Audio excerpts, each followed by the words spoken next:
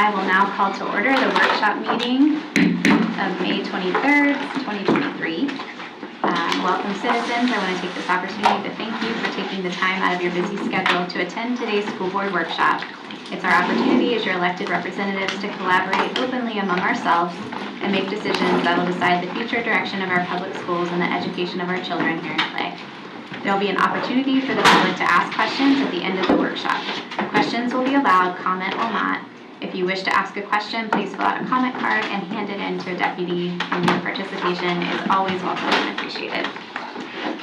So our first item on our agenda is to review the draft agenda for June 1st regular meeting. Mr. Brodsky. So I do have a little bit of levity. I was at Fleming Island Elementary School this morning, and I reminded teachers that there's 4 days of school left, and they said, oh no, there's 3.5. And I thought, okay, that's pretty good. A lot of joyous people out there getting ready to celebrate the end of the school year. So just to kind of review the agenda, we do have perfect attendance. Will be some of the students that we recognize. Two Florida prepaid scholarships. That was a great honor to distribute those. Our drug-free work, our drug-free school calendar winners, the math field day winners, the state championship weightlifters, the social studies teachers of the year, and the ceremonial signing of our contract with the Fraternal Order of Police. Before we get started, there's no school workshop because kids are out of school. So there'll be no school presentation at this meeting. Any questions related to the minutes of the school board workshop or special meeting on March 25th? Okay. The very first content item here, personnel consent agenda. There's several support job descriptions on this particular one. Also, administrative reappointments occur in the month of June. So it'll be loaded within the 48-hour rule. As we do that, we're going to schools now. We're informing schools of leadership changes now. There'll be a district-wide email that goes out to everyone in the organization on Friday. And it's kind of interesting. I said to Fleming Island Elementary this morning, I said, how many people were excited when they got the email saying that Mr. Brodsky was coming?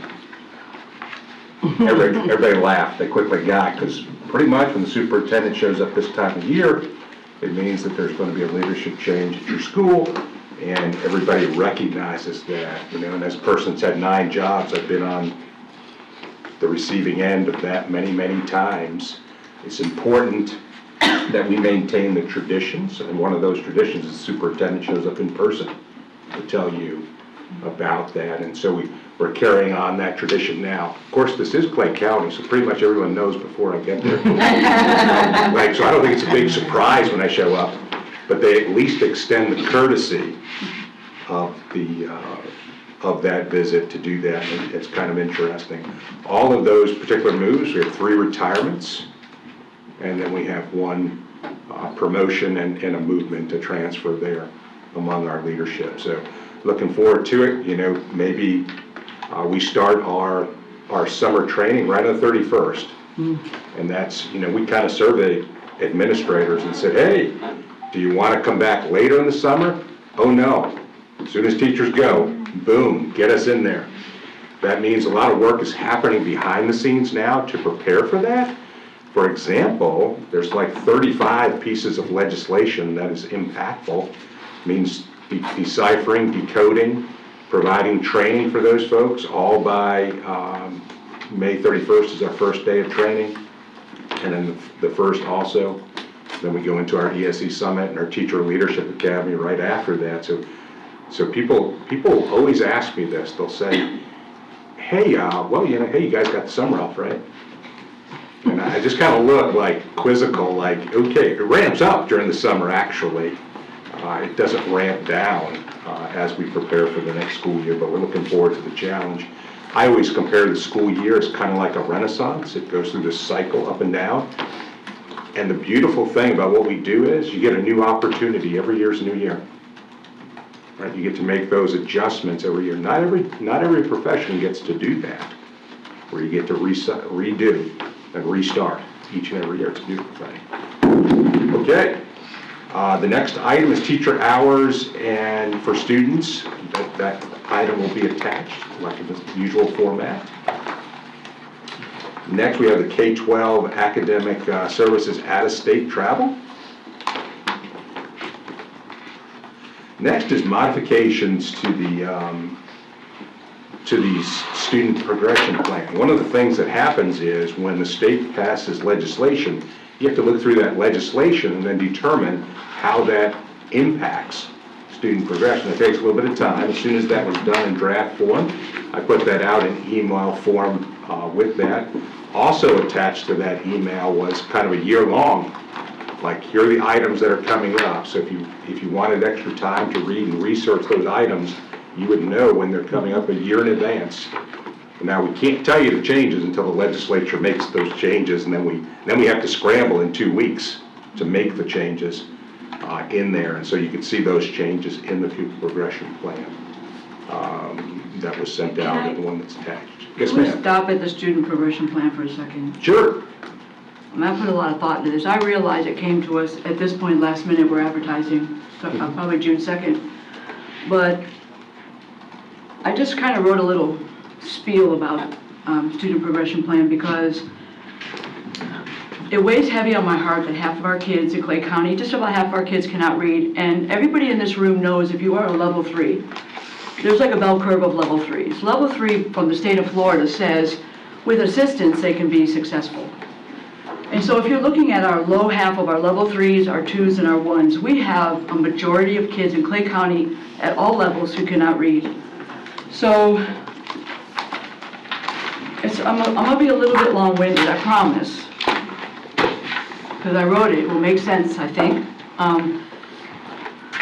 At this juncture, I do not know or think that the school board, I'm not sure what you guys will think, will want to talk about the student progression plan at all, but it's dear to my heart reading after teaching it for so many years. So when I looked at this plan as a way for the state to hold school boards accountable, we have to submit it, we have to make legislative changes to it, and it holds us accountable for the academic success for every student as they progress. The plan tackles issues students may face that can slow or halt a student's progression year to year, such as truancy, mastery of standards, retention, and how we report academic success to parents via report cards. The student progressive plan actually tells you what teachers should be doing in a report card.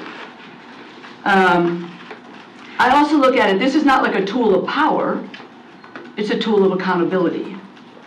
So if I were to ask you, and Ms. Bolo will probably know these answers, who holds students accountable? Teachers. Who holds teachers accountable? The principal.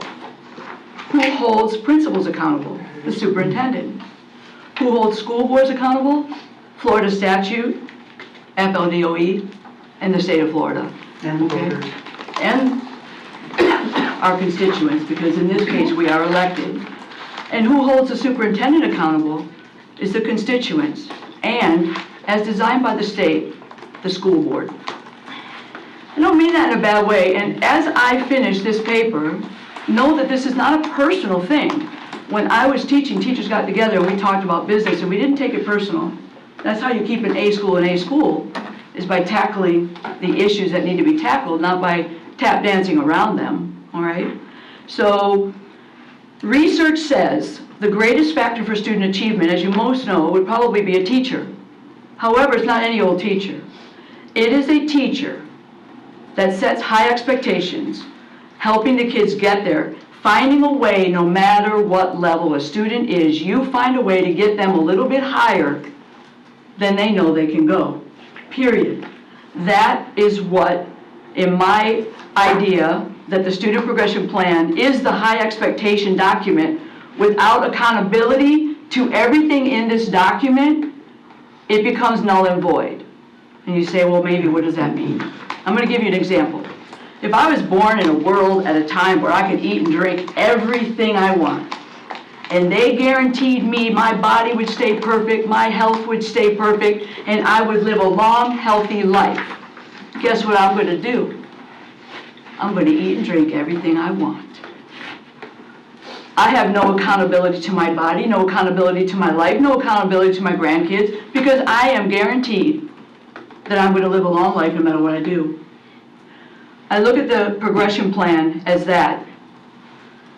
In here, let me get my copy out. I'm not saying it's a bad plan, I actually think it's a pretty good plan. But where I start to have a problem with, we're going to talk about attendance just for a minute. In every school in the county, and maybe this room of people doesn't even know this on a school level. Ms. Bola will understand this, probably Ms. Gilhausen at this point. But truancy, it's a real problem for learning. We actually address truancy. I like the way it's addressed in the student progression plan. A shift from punitive measures to preventative and supportive interventions. At-risk students, it says 5 to 10% of school days, 5 to 9 days in a semester. Habitual truancy, 15 days within a semester. I'm here to tell you that at every school there are kids with 60, 50, 80 days of school absent. Unexcused. Every school in the county. Every school I've taught, every year there has been kids habitually year after year who miss school. This is parents and students, right? This actually holds them accountable. My question is, I guess to the board, and maybe at some point we want to take a real look at this and figure out if it's this is the breakdown, the way we've written it, if we haven't updated all the pages in a long time. Is it maybe we need more training to follow this? For instance, K through 6, not recommended homework, more than 30 to 45 minutes as a whole. I can tell you right now, in 4th through 6th grade, kids are getting 35 to 45 minutes of homework. I can tell you that teachers may not even know that that exists in the student progression plan. And in all honesty, Mr. Brodsky, it's a good plan. And I never really read the whole thing until I became a school board member. So I feel like it's also complacency on my part that I never had the opportunity to teach other teachers what I know about the student progression plan, have conversations with administrators. But the point is, if you have a plan that actually addresses the issues in a school, it's not a bad thing to take a step back and say, what's the real reason our kids, why aren't we getting better at reading? How come our kids can't read? We have a student progression plan. For the most part, especially in high school, I mean, it's great. The whole back, I kind of just skipped like the whole back 30 pages. I mean, it spells out everything. ACE, honors classes, AP, regular classes. The front half is the problem I have. We don't have any guidelines for homework for senior high. I know there are kids with 3-4 hours of homework a night. And I know for a fact that if you go into Synergy and you look, teachers put grades in for something like classwork, homework. And if you read this, homework should not be part of that grade. And they're combining them together. This says that classwork, and I'm sure you did this as well. If a kid has a bad day, doesn't finish their classwork, what do? Send it home for the night, right? But that's an extension of their classwork. That's the extended time kids may need. It's not homework at that point, it's classwork. So I guess the point is, when you have a decent document, where's the breakdown at the school level? If students were fail year after year, let's talk about truancy. If they are allowed, we don't have punitive measures. We used to have something, I believe, Mr. Ross, you correct me if I'm wrong, we used to have a truancy court, right? Yes. And so we've gone away from punitive measures. There needs to be a lot of thought about that. Not by our choice, but. Well, I know that. Choice. As it's gone, I didn't say it was your choice, but it's gone as a punitive measure, right? We don't have access to that. So we need, I think, to look at some of this content and ask ourselves, how can we do better? Because it's really the kids we're talking about, and I'm sorry, I'm in my wheelhouse right now, so I apologize. If we have a document, and this document, and we know research-based, and every principal in the county is following through on these truancy rules, and then the county office gets involved if we have kids at risk, I believe we would be a top 10 county. I believe we would be #1 in the state of Florida. Because it is the kids at most risk that need a student progression plan that works at the local level in the school. And the support that principals and teachers need would come from the school board, and the county office. And let me repeat myself, if we address the bottom 25% of our kids, we will be the #1 county in the state of Florida. And part of that happens through the student progression plan. If we do allow, whether it's in our power or not, students to be truant for 4 or 5 years in a row, this plan says they should not be passed on if they have no mastery of the standard, okay? But they know for the past 3 years they have been truant and get moved on, period. Just like my world, where I eat and drink everything I want and stay healthy, parents and teachers and students know, which is heartbreaking for teachers, that that same kid, I know of a kid who has 86 absences right now unexcused in Clay County, who has an 86 in their science class. Ask yourself, if you miss a half a year of school, have you really mastered grade level content with a B? Probably not. Regardless of whether you're gifted or an ESE kid, your attendance is required for you to master the standards. So one of two things or both are happening in the classroom. The teacher doesn't have an understanding of mastery of content, or we know the student's probably going to be moved on. Neither of which is acceptable to me. So I don't know if we want to think about students are learning through their expectations. How do we want to support that expectation? Because I think we have a pretty good plan. But I also think that if we had a plan that was workable at the local level, that a lot more of our kids would be able to master standards.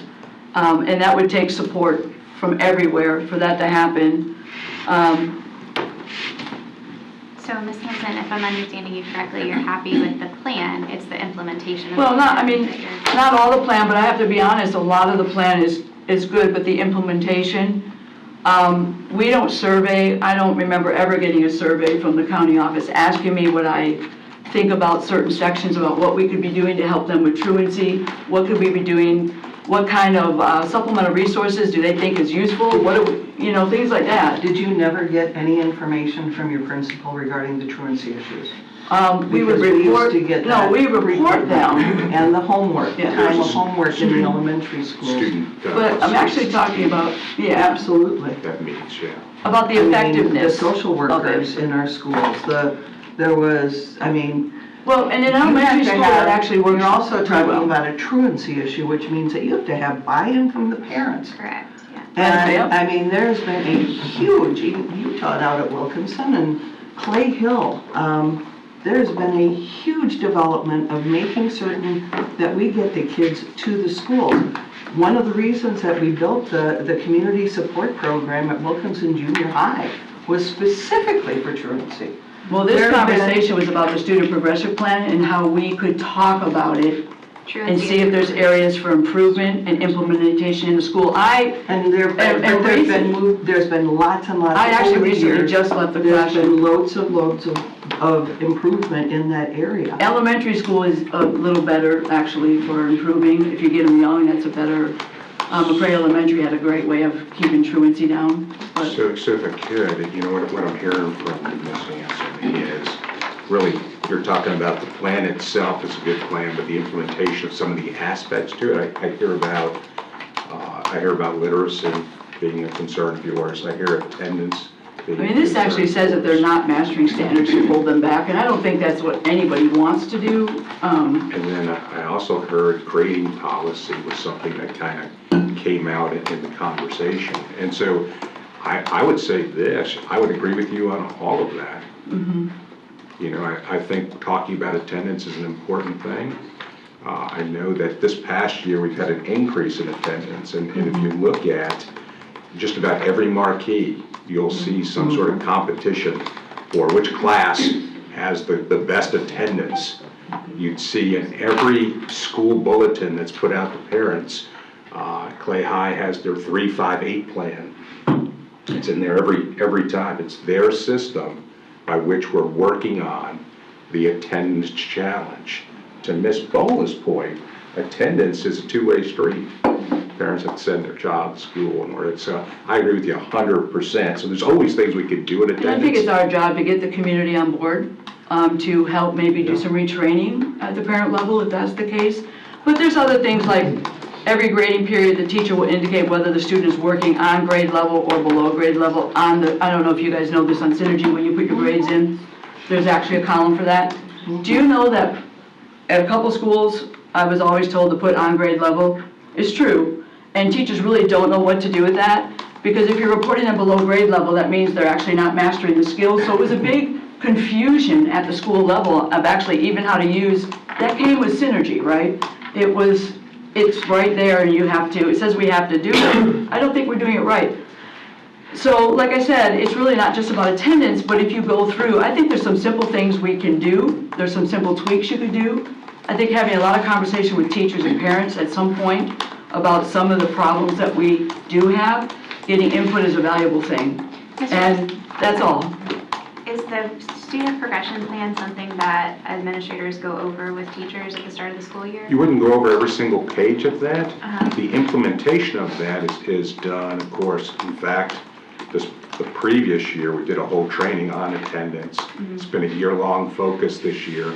We've seen an increase in student attendance this year, 4%, which is a pretty good size improvement. What we saw happen during the pandemic was, and I'll just call it the way it is, because it's the way I talk, is people got lazy. It was like, hey, let's come up with an excuse why we can't do this.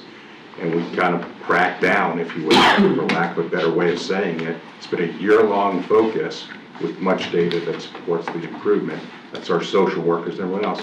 Could we improve more? Of course we can. You're never going to be at 100% attendance, other than the 6 kids that are coming to the school board meeting. Right, so it's always a challenge. We should always focus on that. The second part of that was on grading policy. I agree. We actually have a task force of people currently working right now on some of the things that you brought forward to me earlier regarding grading policy. And the part about the bottom 25% of kids, you're exactly 100% correct. That's really the golden nugget to school improvement and student data, and it is a really great focus. The one thing I would kind of point out about data is all data needs to also be presented in context. So let me give you an example. If I said to you, we're going to give you a job and you're going to get paid $50 an hour, you'd be thinking, okay, well that's great, $50 an hour, right? What if everyone else in the organization got paid $75? Is that great anymore? No, it's not great anymore. I say that because when you take a look at student data, you can always improve student data. That's like a given. It's like, can you improve communication with parents? The answer is yes. It wouldn't matter what year, it's always yes. Student data, it's always yes. One of the things you have to do is a further analysis and say, how are you doing in comparison to everyone else? So while literacy numbers need to improve, there's no doubt about it. When you take a look at Clay County in comparison to the rest of the state, it's in the top 10. So we're doing some things right, and a tremendous focus is put on literacy, and will continue to be put on it.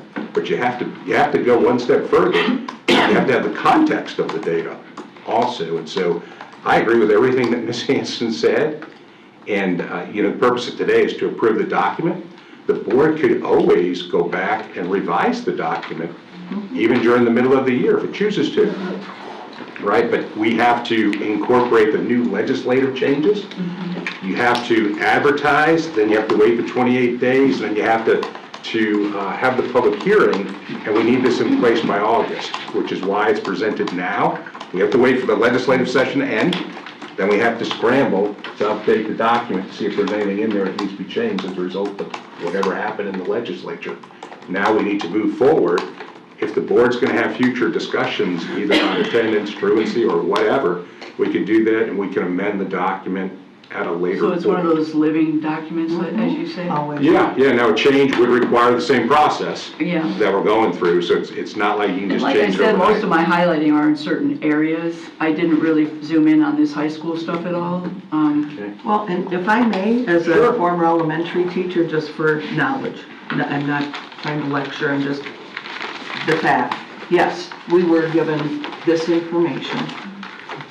And as Mr. Brodsky said, as it applied to us, the appropriate information was given to the elementary teachers, particularly at the beginning of the year for homework, the number of minutes. We literally had to present a plan to our administration saying, this is the 5th grade plan for the day-to-day activities, making certain that we had 90-minute reading blocks, making certain that we had a minimum of 20 minutes of recess time, making certain that we had time to and from bathrooms as well as resources, and still maintained all of the time that we needed for the academic courses. Within the academic courses, we had to have a plan. We always required 20 minutes of reading, for instance, as part of the homework, but then there might have been an additional little bit of homework and reading. So that allowed for so much time in math for homework. And in 5th grade, if I'm not mistaken, Mr. Schreiber, 4th and 5th grade, I think were the same, was approximately an hour a night. So we would suggest that it would take approximately a half hour for math. I never sent home science homework. I never had time to send home science homework in the time allotted for homework. However, during all of the programs, all of the classwork, we would always get into science, we would always get into social studies, we'd get into math, we'd get into reading, and use the other coursework, obviously, to integrate that curriculum. Our administration was very explicit about that. There are also steps to take in the classroom from the teacher perspective as to what to do if a child was continuously absent. And I found that as a teacher, sometimes parents had gone through some not so pleasant experiences in elementary school with their parents. So the last thing that parents wanted to do was come meet with me in a classroom to talk about their child, because they knew what was coming. And even though those appointments might be made, they were frequently broken. So a number of us, fortunately, Argyle Elementary, for instance, was near McDonald's. And instead of coming to the school, we'd meet at McDonald's. And boy, oh boy, did we get some things accomplished. And we also learned about the families and why perhaps Johnny or Susie, who's a 5th grader, was not able to come to school because their younger sibling was sick, and they had to stay home and take care of their younger sibling because mom or dad, or just mom, or just dad, depending on the situation, had to work. And if they didn't show up for work, there was going to be a problem.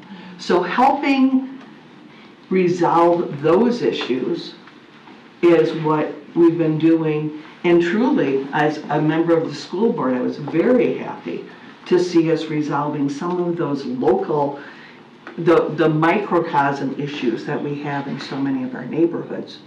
Because our neighborhoods, as you know, are incredibly different. I can tell you, I was at 8 schools, never once was I ever sure about the truancy policy. That's 8 schools, unfortunate. mostly secondary, so if you're saying, If you had a child no, that I'm was just not saying. showing up, Well, I and you weren't obviously, certain I of that, obviously that was was unfortunate. good to students, But believe me. we were informed So frequently. my point is, I believe your school, your admin was the exception, and if what you're saying is that you guys worked. I know too many other admin in the okay. community that would go, and I'm looking at former principals secondary sitting here school- going, yeah, we said, I did not know about this progression plan. that's unfortunate. And parts of it were never clearly verified. We would sit in department meetings. I'm not gonna go tit for tat, but I'm telling you, in secondary school, when you have 130 kids, bringing them all in to have a conversation with their parents on truancy, But you don't doesn't need to happen. do all of them. well, You need to do there's a them. lot, and So Anyway. if I could, I agree with you, it needs to be addressed. it was easier in elementary when you had 2 people on the team talking about what you wanted But to do. than- each secondary school should have meetings regarding students that reach a certain level. And so what you see there is the policy that keeps us in compliance with statute. But there's actually work that's done at the school level, which kind of dictates how that works. And I can just tell you this year, it was a primary focus. It was one of the 3 things we focused on this year. Can we improve and should we focus on it? I would say that every year. That's a no-brainer. But yeah, I agree with everything that you said, and taking a look at all of those things is a great idea. I don't know, my recommendation is to pass the document forward because we need to in order to get ready for August. And then if there's additional discussion or changes to the document, we can certainly do that. No, I agree. Okay. It's just been around a long time, this particular document. Yeah, it gets With updated. tweaking here and there. Yeah, it gets updated every year. It gets updated. You can see the changes are kind of substantial as far as number of changes. Are we doing? I just want to say this, I think what happens is we as board members go and speak to teachers all across the county, and sometimes we don't even speak to them, they come to us. And I think that they have frustrations and or don't know about certain situations that Ms. Hanson is talking about. And I think that sometimes the district thinks that, well, we've implemented it, we've passed it down the chain, and it needs to be carried out. And in their mind, it's being carried out, but in actuality, it's either clearly not clear, it's not being done the way that teachers actually comprehend it. Consistently. Right. So, and that's what I'm saying, because there are, to Ms. Hanson's point, going and speaking to these teachers, there are several who do feel this way in certain areas. But whether we're talking about this or not, I'm just talking about in general, with everything, a whole umbrella of stuff. And I think that that's a misconception that the district feels, okay, well, we've said it, we've done it, now go do it. And then there's never, I don't want to say you never follow up, but there's never, you need to go to your teachers and ask them, hey, has your admin done this, this, this, and this? So what you would do as an admin and a former 3-time principal here is you set forth the procedures that teachers are going through. You don't read from the pupil progression plan. Right. And I'm not even talking about this all the way. I'm just saying, to her point, is that it's clearly an issue and it's clearly a thing that happens because you have teachers who, whether be newly elected or not, they come straight to us. Absolutely. From all districts, all I agree with you all 100%, because here's what happens, right? schools. You go ahead and you deal with attendance. There's attendance meetings. All of these things happen, but yet the kid is still absent. Right. All of the, parents also play a role in whether the kid shows up or not. No, 100%. So and all of that another happens, thing, and then communication then the teacher says, I'm really frustrated because this kid's been out 30 days and I'm always trying to give them makeup work. I'm always trying to redo their test. I'm always doing this. I'm bending over left and right to help this person out. So I get it. The question started off with, is there a procedure in place that's being followed? The answer is yes, there is. Now, that doesn't eliminate the frustration of people not following the policy. Yeah. Can I Universally not ask a followed. quick question, Ms. Skipper? Ms. Skipper, how do you respond then to these teachers? I said, a lot of times I say I'll find out some things, whether if it's a direct question or not, or I'll say, have you went to your admin? And then they'll say, well, yeah, they went over it in the meeting, but it's not very clear, or they never go over it, or whichever. And I will tell them, I would say, go ask your admin, because I do try to utilize the chain. And truly, and here again, personal experience, yeah, we get lots of phone calls. Sometimes it means maybe encouraging them to go to the admin, but then I generally will go through Mr. Brodsky, who will then... Sometimes I'll forward her a call. Well, and maybe... People- Yeah, Believe me. truly, I know, we all do. I know. But sometimes it's also a phone call to And Mr. half of them I Brodsky don't, so you're lucky. with a simple, hey, can you have Miss Tito talk to somebody? Or can you have Miss Skip, or whomever, talk to somebody? But I'm just saying, it's like a culture that's an easy fix that we can address. Yeah. And I'm just saying, not even on this, but We can certainly umbrella review of it. things. I can just wrap up my conversation real quick. I appreciate the fact that we can have conversation about certain parts of this Yep. as a fluid document. I also appreciate the fact that the board took the time to listen, and Mr. Brodsky. And it is not about individuals in this is about the whole county, right? And so I think we do need to figure out a plan to help important parts of this be more universally follow through on. I would And agree. include teachers and parents on some of these topics that are very crucial to our kids. And that is really all I wanted. I thought it was great. I thought it was a great discussion. I think sometimes things happen behind the scenes that people are unaware of is happening. There's a very strict procedure when it comes to attendance. So you follow the procedure, but you wouldn't have knowledge of all the intricate details of the policy. Instead, you're following the procedure, and then you move on from there. And yeah, it's frustrating when a student is still absent after you followed the procedure. And correct me if I'm wrong, but aren't there rules about how many times you can retain a student? I mean, at a certain point, it's Yeah. At certain, exhausted, at primary right. as well as intermediate. But because we have a big heart, it's hard to do. So.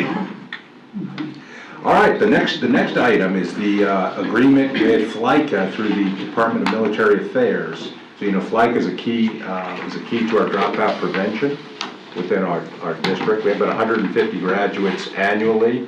There's various tracks out there. They do a great job. This has been a long-standing relationship since 2001 within our district. Next four are very similar. We have four different affiliation agreements with various universities. We try to get as many teacher candidates as possible. You know, we had our last hiring fair. We hired 48 people on the spot that night. And that was a successful event. We're in the middle of, or just starting actually, the hiring season. Okay, so we look forward to that. Interestingly enough, the data trend for the number of teachers, you know, so far, and of course the last day of school is Friday, right? So far, we're below average in the number of retirement resignations or resignations from previous year's data. So that's kind of where we're at. I know sometimes there's the thought that everybody's leaving, and all of that, the data says differently related to that. The next is so I did a 4-for-1, by the way, in case you weren't following. I did all four of them. I assume nobody had any questions about the affiliation agreements. So now we're on to Lutheran Services. This is the SetNet program. This is a pass-through program. That money comes through SetNet, which Kathy Lawrence is the administrator in charge of that, to help students with extremely special needs in Duval, Clay, and Nassau counties. So the money that you see there is a direct pass-through relative to that. So occasionally you'll see a contract for SetNet, and they do a great job in some challenging types of situations. Next is proposed allocation changes for this year. Can I ask Sure. something about this? What is this coordinator of assessment? So the coordinator assessment would be the person that would be responsible for all assessments within the district, and also all programs such as AP, ACE, dual enrollment, all of those. The data that comes forward in there would come through the coordinator of assessment. Who's currently doing that? There is nobody. No, but how is it getting done now without a new position? Right now, we have an administrator on assignment that is filling into that job. The original person in that job left to go to another job. So we're You can say it, Mr. Brasky. Okay, I wasn't gonna say anything, Ms. Gilhousen. I'm a little salty, but okay. So is this a new position? This would be a new position, because there is nobody currently, there's no position to do that currently. Do we still have testing coordinators at every school? We do Or do have, guidance counselors do that now? we do have testing coordinators. I think the guidance appreciated when the district did that gosh, I don't even know what year that was, because most of the testing fell on guidance. If you talk to guidance counselors, they'll tell you that they still feel like they don't have enough time to actually counsel students because of all the other responsibilities. Is that like an allocation for someone to do all that? Yeah, yes, And mostly at secondary school? yes. Yeah, because don't forget, at secondary school, that testing goes through the summer, by the way. Like ACE testing will go on through June. Like back. It's not like, doesn't end when school ends, it keeps going. I just feel that's a lot of money for one position to do that when we cannot, can more people not, like So, how we have it now, like. So the coordinator of assessment would, right now, and actually the position was downgraded from a supervisor, which would be more expensive, to a less expensive coordinator. Why do you have to be a supervisor to do that? We are talking about the state assessments of every student within our district. This is not just a big It's a little deal. different now with fast testing. Well, We and have I'm FSA packets and. one, I I'm mean, trying to it's better understand now. it, and two, I just know a lot of people within the district wear multiple hats, and then creating another district job, I'm trying to understand. Yeah, I think what I would say, we Why always it had has to be somebody there. that did this job. It was formerly a supervisor position. We've actually saved money, in other words, Right. by moving it down to a coordinator position. The amount of information that goes through this person is unreal. Everything from people who have difficulty during the testing itself at the school level. Hey, my computer's not working here. Hey, I can't log into this platform. Hey, I can't. So it's facilitating the testing. Then also, once the data comes in, the appeals process, you know that we appeal some of those scores on behalf of students, on behalf of schools, and on behalf of the district. There's a tremendous amount. By the way, most districts have an assessment department. Department, like multiple people to do this work. We have one position allocated for this, and it's at the coordinator level. Just a question, General, Sure. if it's just like a budget question. And I think Ms. Skipper maybe was kind of leaning towards this, but I'm not sure, you can let me know. Since I became a school board member, we are always making new positions, and I never hear about where we're deleting a position to transfer one money from one job that might not be necessary to another administrative job. So if like as a new school board member, I am always seeing new administrative positions versus what have we done to create that position? Have we realigned the budget? What is the impact on the budget? How many more administration positions will we create compared to other counties? We're actually kind of high in administration positions versus other counties per pupil data. I've done some research into that. So I think that's a question is, if we're creating, are we able to? What other counties have you? I would have to hold that contacted? discussion when I get that packet in front of me, Ms. Bola. But right now, I'm just asking, are there ways in the budget when we add, do we take away like I do at my house? So what you do is you have to balance both what you're going to delete and what you're going to add. In this case, we deleted a supervisor of assessment, and we've added a coordinator of assessment. It's actually a cost savings when you're looking only at the assessment piece. The budget is tightly, when we're going to add a position, it goes through a whole process. Part of that process is a needs assessment justification for it. Yeah. Okay, you know, or you should know, the state has added many requirements and continues to add. You can't, just like our issue where we're talking about, I hate to even bring it up because he's not here, books and all that, and we kind of point out, hey, we got 3 people in the whole district that do this. Having one person to do assessment is kind of like most districts are going to have 2, 3, 4 people in an assessment department. Just like when we realigned the budget in order to bring forward a literacy department, the district did not have, did not have a literacy department, a reading department, right? Something as basic and the #1 reason why we're here, student achievement. So the looking and the analysis of that is done. So then there's a checkoff list, just so you know. It requires, if we're adding something, superintendent approval, Doc signs the form. We look at the budget. And let me tell you, the CF no is the CF no for no reason. So there's a whole process that goes through. So I know that when you see So I think it, it would be helpful maybe when you create a new job, saying, hey, this is what we had to do, so everybody knows. I think in general what happens is, and you can look at the next one, which is the next year, you can see the reorganization that's happening there, either in name titles, as you're attempting to to solidify things Yeah. for the next year. Some of that has to do with, in the case of federal funds with food and nutrition services, you can kind of see the asks and the deletes that are Well, I there. see all that, yeah. But you're not always going to, and of course, that's the reason why we're here. Name changes, you see that as well. Well, and then that's the last one we did, there was some deletions, but then you just recreated the job in a different form with a Right. pay increase. So that's why I'm trying to, one, understand, and then two, I mean, we're talking about taxpayer dollars here, so I just wanna make sure. And then you say that's a supervisor position, so who would fill that? Is that somebody with like a doctorate degree? So Like what? we would have to post that position.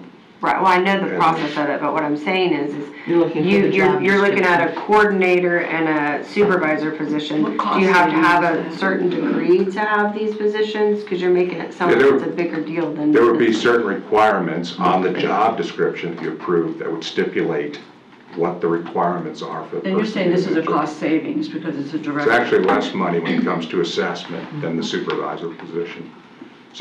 So I know the board looks at that, and we'd be happy to kind of dive into any particular job or whatnot. The district is trying to do two things. We're trying to meet the needs to serve students, and we always are gonna come within our budget in order to do that. How do we know that? Because she ain't signing the paper unless we do that. So the board needs to, is that not right, Doc? It's not Doc saying it. So I think you guys get the idea. We're not going to do that. When you do comparisons between districts, please remember, sometimes administrative positions are called different things. You know, there's professional. I see some districts calling their IT department professional, which is another term for. Yeah. Well, I'm aware of that. So like- it's not always apples to apples. Like 9009 might not be our 9009, which is county employees that are not at the county office, but might be different in another county, so. The way they Right. count things. Yeah, exactly. All right, then we have the monthly financial reports. And then the budget amendment reports, the deletion of certain item reports. Then there's a bid renewal for 4 different services, ice cream and frozen novelties. And I have a point here. Sure. Why didn't we get examples of the ice cream and certain novelties so that we could really Well, make that determination? Sorry. it's Depona Ice Cream I is the know. winner of that bid. And so it's ice cream, digital surveillance systems, ground maintenance, and refuse collection. We did through the bid process.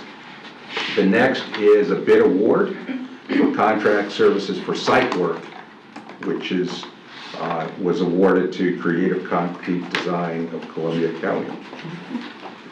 Next is appointments for the Citizens Oversight Committee. I have a quick request for that Sure. one. I know, here it is. Could you make certain that Mr. Ante's name is spelled properly?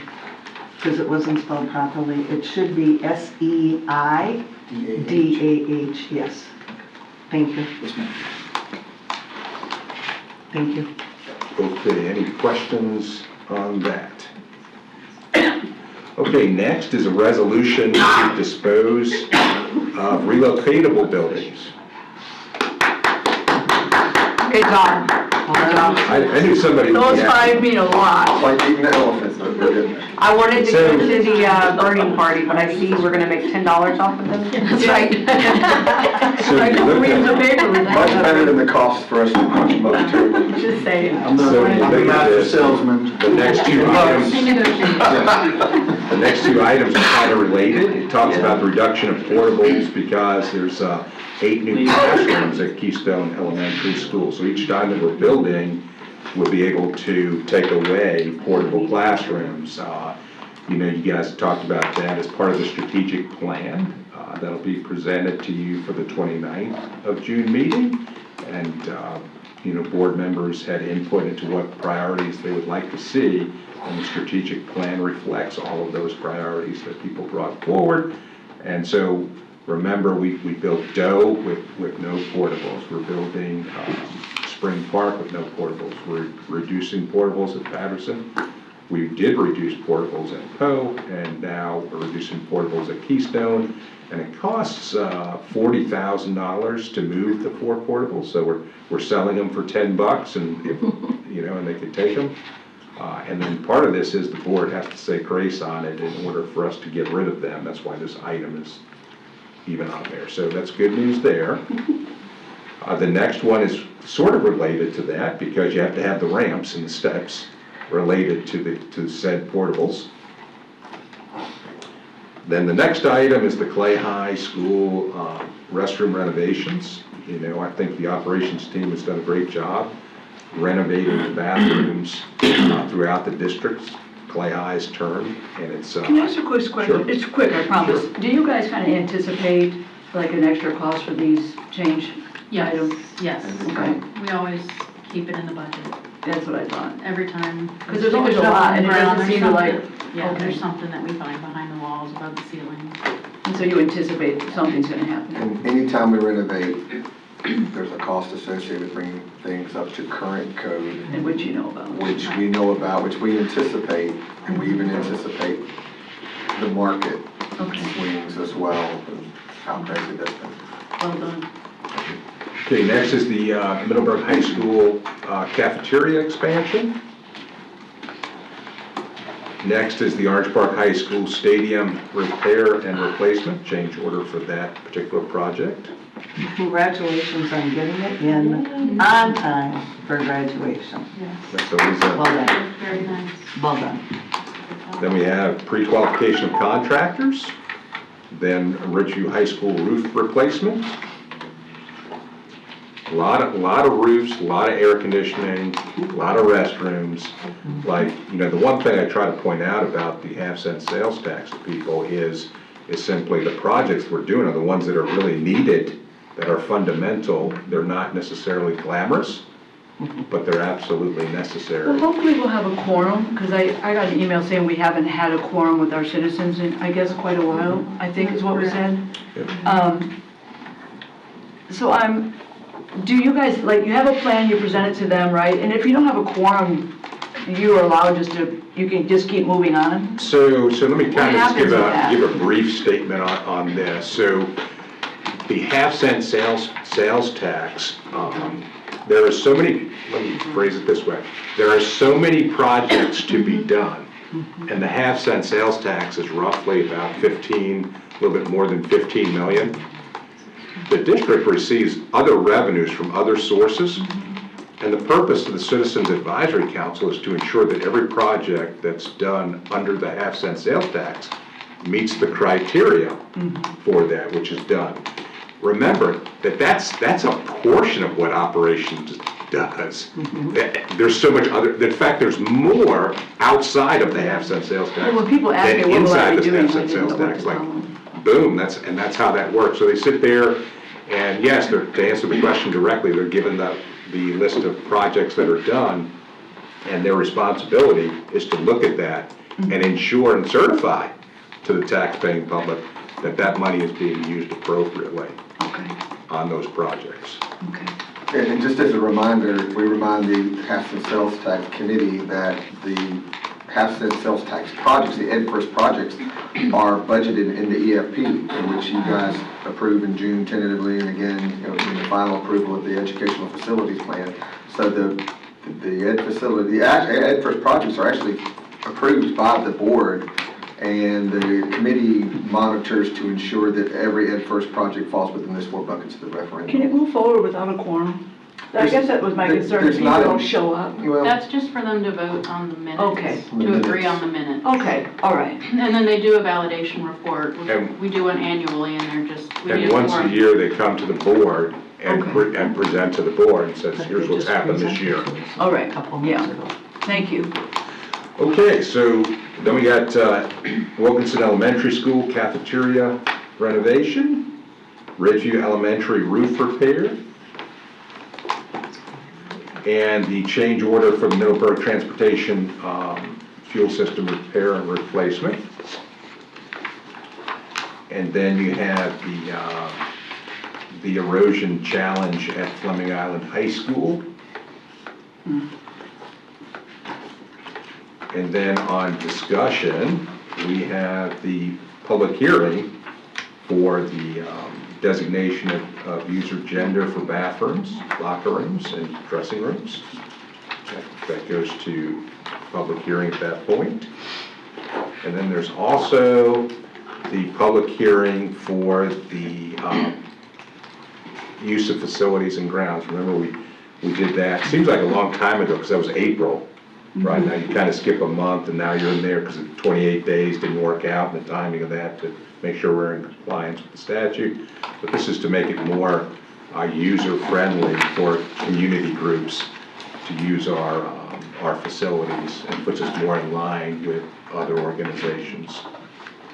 And then so that takes care of the agenda piece.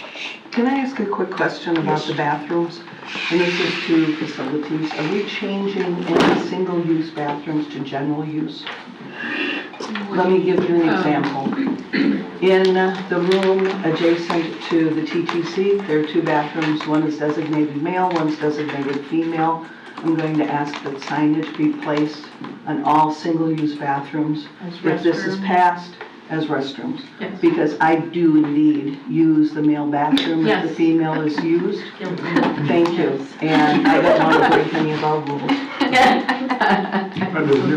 You laugh, but unfortunately, that could truly happen to anybody. So, And I don't want that to happen to anybody, particularly our children who need a bathroom that they don't choose to use a public restroom. so Madam Chair, the next item I'm going to refer to the board attorney, which is the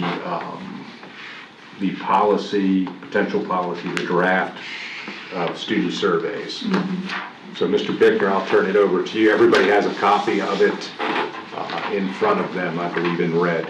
Is this different from, oh The no. one No, you sent? actually, I gave you my original, Oh, okay, okay. and then that's what he. This is the one that came to us in the email, and this is the final right now? Yeah, we made some, when Mr. Bickner, and I'll let Mr. Bickner speak, but when he does the first draft, Okay. we realized that there would be some spelling, some grammar, and all those kinds of things. So this would be the latest version The latest version is in red? in red. Okay. That would hopefully correct some of the stuff you noticed in the first And one. then I gave you the original. And this is the one that originally went to Mr. Bickner? All right, Mr. Bickner, I don't know where you want to begin. There's really nothing for me to say about it. I was asked to draft a policy about surveys. I was given some parameters, but not many. And so I drafted what you have in front of you. I think really what needs to be done is that the board needs to decide whether or not you, A, need this policy, and B, whether or not it does what you want to do. And I think Ms. Skipper is the one that is the driving wheel behind it, and so I would defer to whatever her comments or thoughts are with regard to it. Ms. Skipper. Okay, so I gave you the original, which I feel, and please don't take this personally, Mr. Bickner, it was more direct and more, and to guidelines as to what I wanted to do, because instead of an opt-out policy, I wanted an opt-in policy. And with the verbiage changed, especially like on, like C, under C, and then number 2, if possible, it's just too loose for me. I don't like that verbiage, it's subjective. Could you be specific as to what you're talking? Tell us what- I did C, number C, and then Okay, on so- line, and 2. So yours is, C2. okay, so. But my original Right, is more direct. and where is it on And- your original? That's what I'm. Well, that's what I'm asking. saying, he created a whole different policy almost. He used a lot of the verbiage, and what I wanted was a opt-in policy versus an opt-out. He changed it to essentially a opt-out policy. And I don't mind changing where the superintendent isn't held responsible to the local admin level. But I feel that one, I know that there's a bill that just passed as far as our children's data, thank goodness. But a lot of times these surveys, even if you keep it in a Google Doc, is our children's information sold to a third party. And they collect this data and who knows what the heck is done with this data. And this is true, this is why they actually just passed a bill on collection of data on our children. And sometimes it's done unknowingly. Unknowingly, The yes. county's doing it on purpose. So when you buy stuff from Amazon, sometimes that, I mean, they can, your thermostat and your house can almost tell you that data that's being collected goes back to a third party. And they can almost get Yes, your I understand credit that. score from that. So my point is what we're not unknowingly knowing is that even like our ID badges, stuff like that, that data is collected and a third party has access to it. So when transportation came up here and I asked the question, who's collecting this data, and everybody looked at me like I had 12 heads, there was a reason for that, because that data can go to a third party and then sold, and now our kids' information is somewhere, anywhere, everywhere. So the point of this is whether it's a survey through curriculum, a survey that's given to our kids, one, the parent needs to be notified, and the survey needs to be sent home, because previously there were surveys that asked about how do you feel, do you want to be called something different than what you've been given, do you feel safe in your school? And I think that that's important to know as a parent, that if my child doesn't feel safe at school, there's a concern. Then I can now address what is going on with my child and either get them further help as a parent, or come to the superintendent, the administrator, whatever the case may be. But knowing that my child was asked that, and then I could read it before, and maybe ask these questions to my child myself and say, hey, do you feel safe at school? Do you feel comfortable, answering these questions? Do you feel comfortable in whatever they're asking? So the point is if you're going to collect data on any child, especially our own children, I should know about it as a parent. And so I felt that this actual policy that I submitted was more direct. There was no loose verbiage to where somebody can say, well, according to the policy, it doesn't really fall under this, or, well, it wasn't possible for me to do this. So I felt that this is more of a opt-out, and that's what I kind of wanted to gear towards versus the opt-in policy. Can I add something to that? So simply, the one Ms. Skipper wrote, and I didn't have this till right now, but I just glanced through it, is more procedural. It actually has a lot more detail in it as to how to make it happen and what could happen. When I read the one sent to me, you can see, and this isn't a bad thing, but I have a lot of questions about the verbiage in here and how it's written, because I had to go through and read different versions of the law and what the state now is requiring for us to do. So we have a policy right now, but how do we hold us accountable to the policy? It lacks procedures. So for instance, if it says the parent will be notified 2 days, how will they be notified? When will we notify them? On all surveys? On some surveys? Are we going to make an announcement, the superintendent, we're having a student survey tomorrow? How are we doing it? Those procedural things, if I go through, you can see I have how or why on almost every one of these paragraphs. If you look at the actual bill, and Mr. Rittner, I could have last year, I don't know, it gets tiring, but it says the bill requires that all student support training provided by school districts and school personnel adhere to guidelines, standards, and frameworks. This doesn't address any training. The procedures that would actually make the policy work are missing in my point. And when you have a policy that has something missing, I'm just going to refer to the library media policy. If it has holes in it, that's the best way to get a school board in trouble. If you take some time and you think about procedurally, how are we going to do this, how are we going to implement this, and how are we going to hold folks accountable, then the procedure holds a lot more weight. And when I look at this, I really think if opt-in or opt-out, and I'm going to disagree with you on opt-in, because the way the county has traditionally given parents information, a lot of parents don't read like a whole page of information. They might just go down and sign it. And so what opt-in would do would guarantee that a busy parent who didn't have time to read it, which is a lot of folks, by the way, even as a teacher, I didn't read all of the county's letters they told me to give out. But opt-out is a much easier process for a parent if you had little boxes. So my suggestion would be, by grade level, you have curriculum specialists, you have people that could actually do this. You could make a letter that goes home at the beginning of the year by first hour or homeroom. Teachers collect it, and it would say in 7th grade, we're going to do, I don't know what the program is. It's not 7 Mindsets. Someone would have to help me. It's the other one. Well, we're going to show 7th graders this on suicide, this on sex trafficking. If you just gave them a letter and they could just check, I'm okay with this, this, and this, then that would work out for me, because I can tell you, I did show a suicide video in the last year of my teaching, and a mom called really upset because her child had tried to commit suicide and didn't know I was showing the video. So for me, a simple form in the beginning where a parent can look through and say, hey, this is what's happening this year on the things required by law, and they could check what they maybe have concerns about, and then it would be up to us to figure out, maybe as one kid, what was that? We used to do something where you could opt out.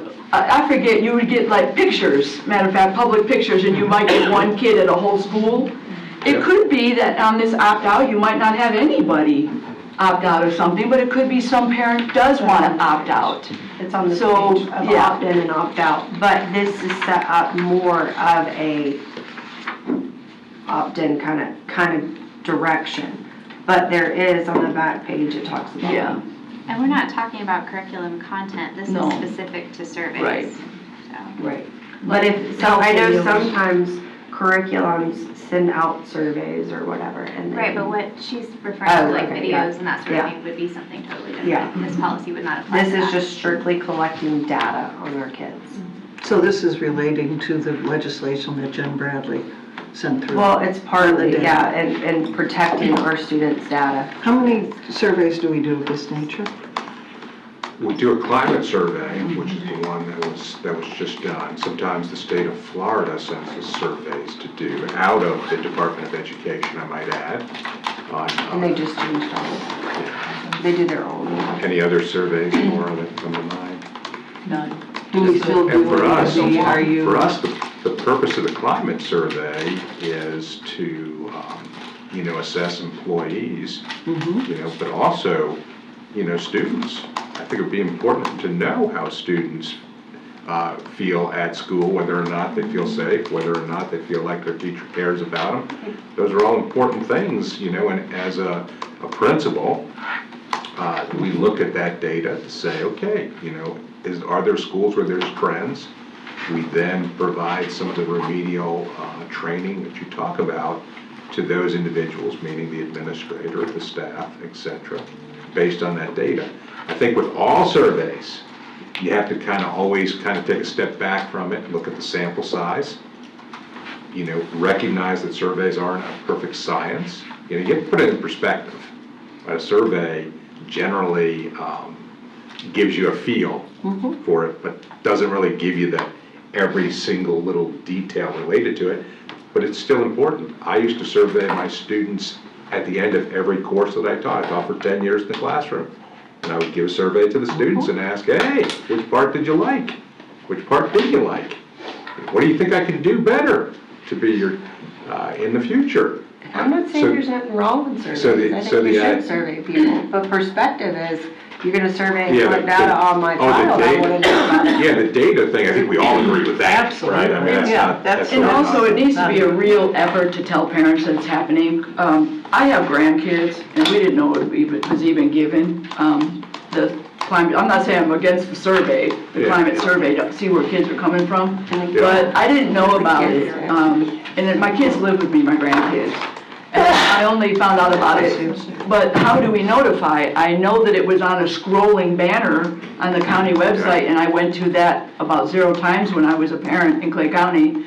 So, how are we notifying so it's effective? Yeah, we can- We need an effective way for parents to know, and I think that's Sure. going to help a lot of the confusion about the bill maybe, and opting in and opting out. Effective is not putting it on the Clay County website on a banner that if my phone took more than 15 seconds to load, We I can- missed it. Yeah, like a Tuesday folder or something. yeah, we can certainly beef up the way it's Yeah, communicated. if I still do this. And then the procedure, It might be if it's a a Tuesday parent morning, doesn't want the yeah. child to have the survey, Think about will the that. document be available for them? Or do Sure. they have to actually talk about like this says we have to write a letter to the administrator? No, that's what I'm saying, no. This makes no. it really hard for parents. That's why I said read this one that I sent. So I'm gonna make a suggestion. Yeah, This is a lot to consider. Yeah. So why don't we take it home, review it, and we can make a decision together at the regular board meeting as to whether we want to put this on an agenda for a public hearing. Sounds like. can I ask Mr. Bittner a question? So there was a lot more procedural aspects in here, and I guess this is just a legal question. Do we leave it more vague here for a purpose? Yes, you're Can you explain that? confusing policy and procedure. Well, not really. Policies, yes, you are, the way that you're talking about it, Troy. Policies are a framework. Procedure is how do you implement this framework? Well, lots of counties, right? Policies are done by the school board. Procedures are done by the superintendent and his staff to figure out how am I going to do what the school board has directed me to do. Everything in here, every aspect of this says the parent shall receive a copy of a survey in advance, at least 2 days, and must, if they're available, if they're allowed to by law, opt in or opt out, if they don't want it done. But how it's implemented, how you're going to give them notice, how you're going to do all of these things, those are procedural things that need to be worked through by staff, because That's the concern I have. when you create a board policy, the board is not supervising or interjecting itself into the But we are liable if we day-to-day. do not do something right. Correct. So my question is, if we don't write, if you don't want to call them procedures, I would just call them details. Details implemented in the policy. Without the procedures, the policies become a free-for-all.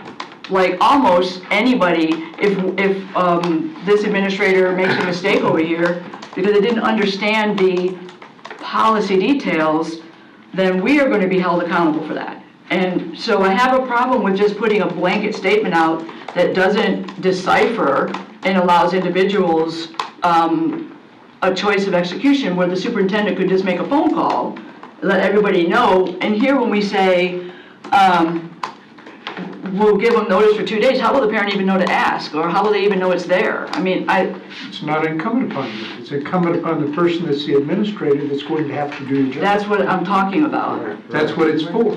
But like, when you really look at most policy, or almost all policy, it doesn't go into the detail. It's not gonna say, well, a couple days before, we're No, gonna send out a I'm not even robocall. asking for that kind of detail. It's like It's the verbiage that you can get around things and have loopholes, so that if this person does it this way, then okay, that's okay, because you know what, it didn't specifically say, we all know how law works, doesn't specifically say Right. this, so you technically can do this.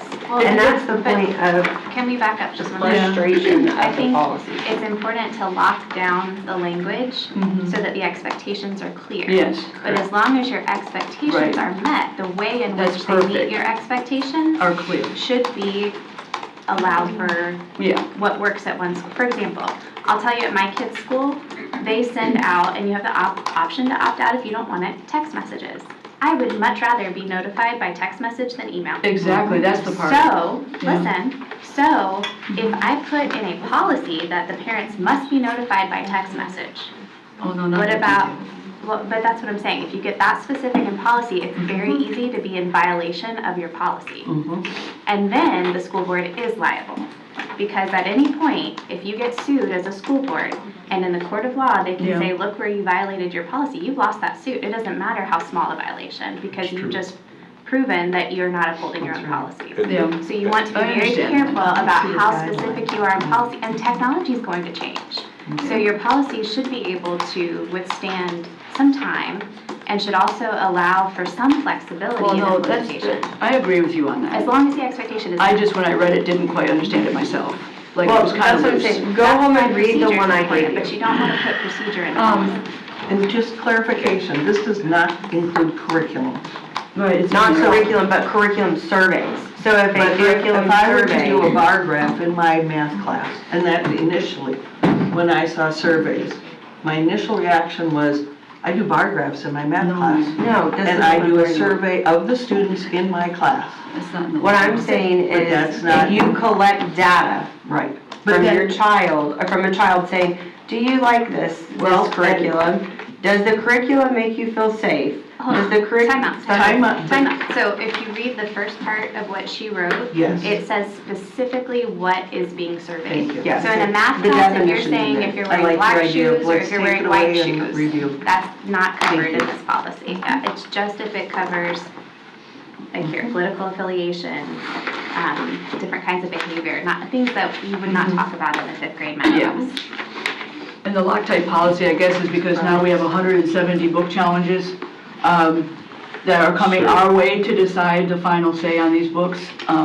So I don't mean to go in that kind of detail, Right. which would take your rights away to figure out the best way to do it. But I certainly mean some of the language could be tightened up a little bit more exact, that's all. Well, and that's why we will go over it Okay. once everybody has time to read through it and Perfect. decide what we want to do. But just be careful about Yeah. getting too much in the weeds in your policy because, like I said, if you're worried about being accountable to Yeah. the school board, you could be held accountable over something as simple as, well, you sent a text message, not an email. You know what I'm Yeah. saying? All right, All right, are we good with that one?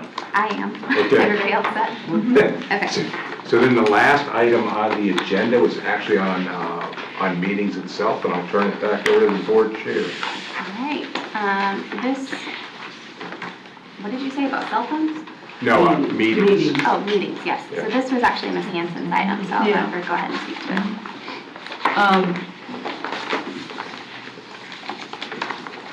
This is cell phone. Let me get myself a little organized here. Okay.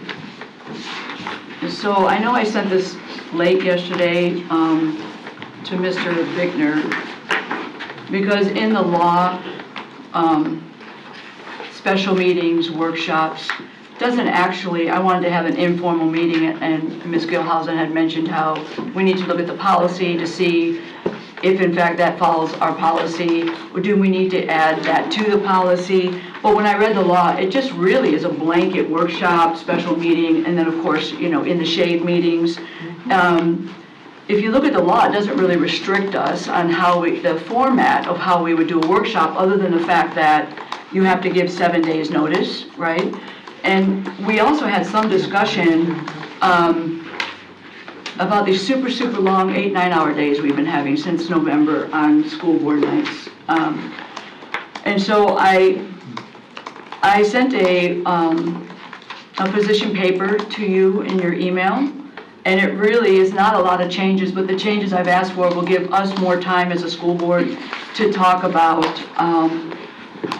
whatever it is we feel important. It could be something from the superintendent's agenda that we want to spend time talking about. It could be something that Ms. Bola wants to try, a policy or an update that she would like to talk about.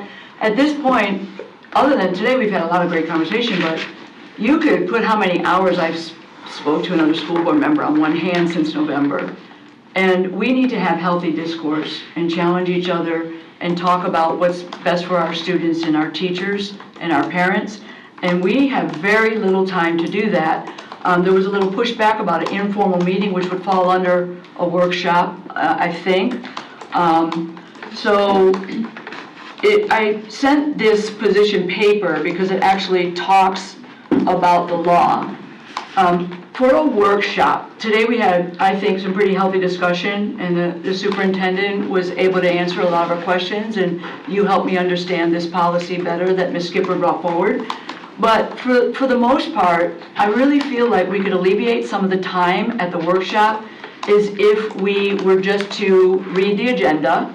If we have questions, we could ask to put that on discussion, to have the superintendent help us understand it better or answer questions, or we could ask the people who created that item agenda if we had a question. For the most part, he goes through most of it. We don't have a lot of questions. And so in that time frame, if we didn't go through the agenda in such a rigorous fashion, if we would allow a time for agenda for us to ask questions from the superintendent, I believe it's our responsibility to understand what's on the agenda and read all the documents. that would alleviate an hour or so, or even more if we had some, heated debate about something, to talk about what we would like to discuss about, what things we promised constituents, talk about some hard issues that weigh on our minds. So that was like my suggestion about workshops.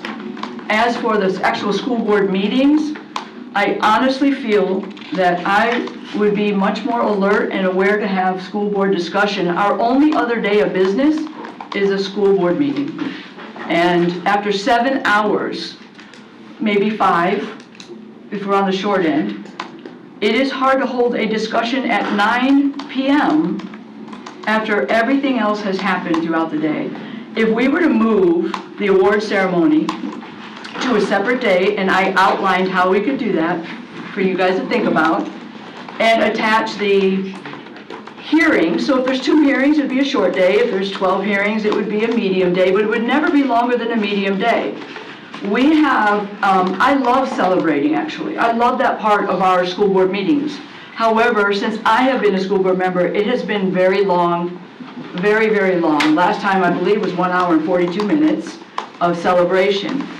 It would be better to hold the celebrations, everybody would pile in at 6 and everybody be gone by 7:15, just like they do for a school board. That celebration awards night could be held at any time or day or place that we choose, and it could be attached to the school hearings, which would still start at the same time as they always have started.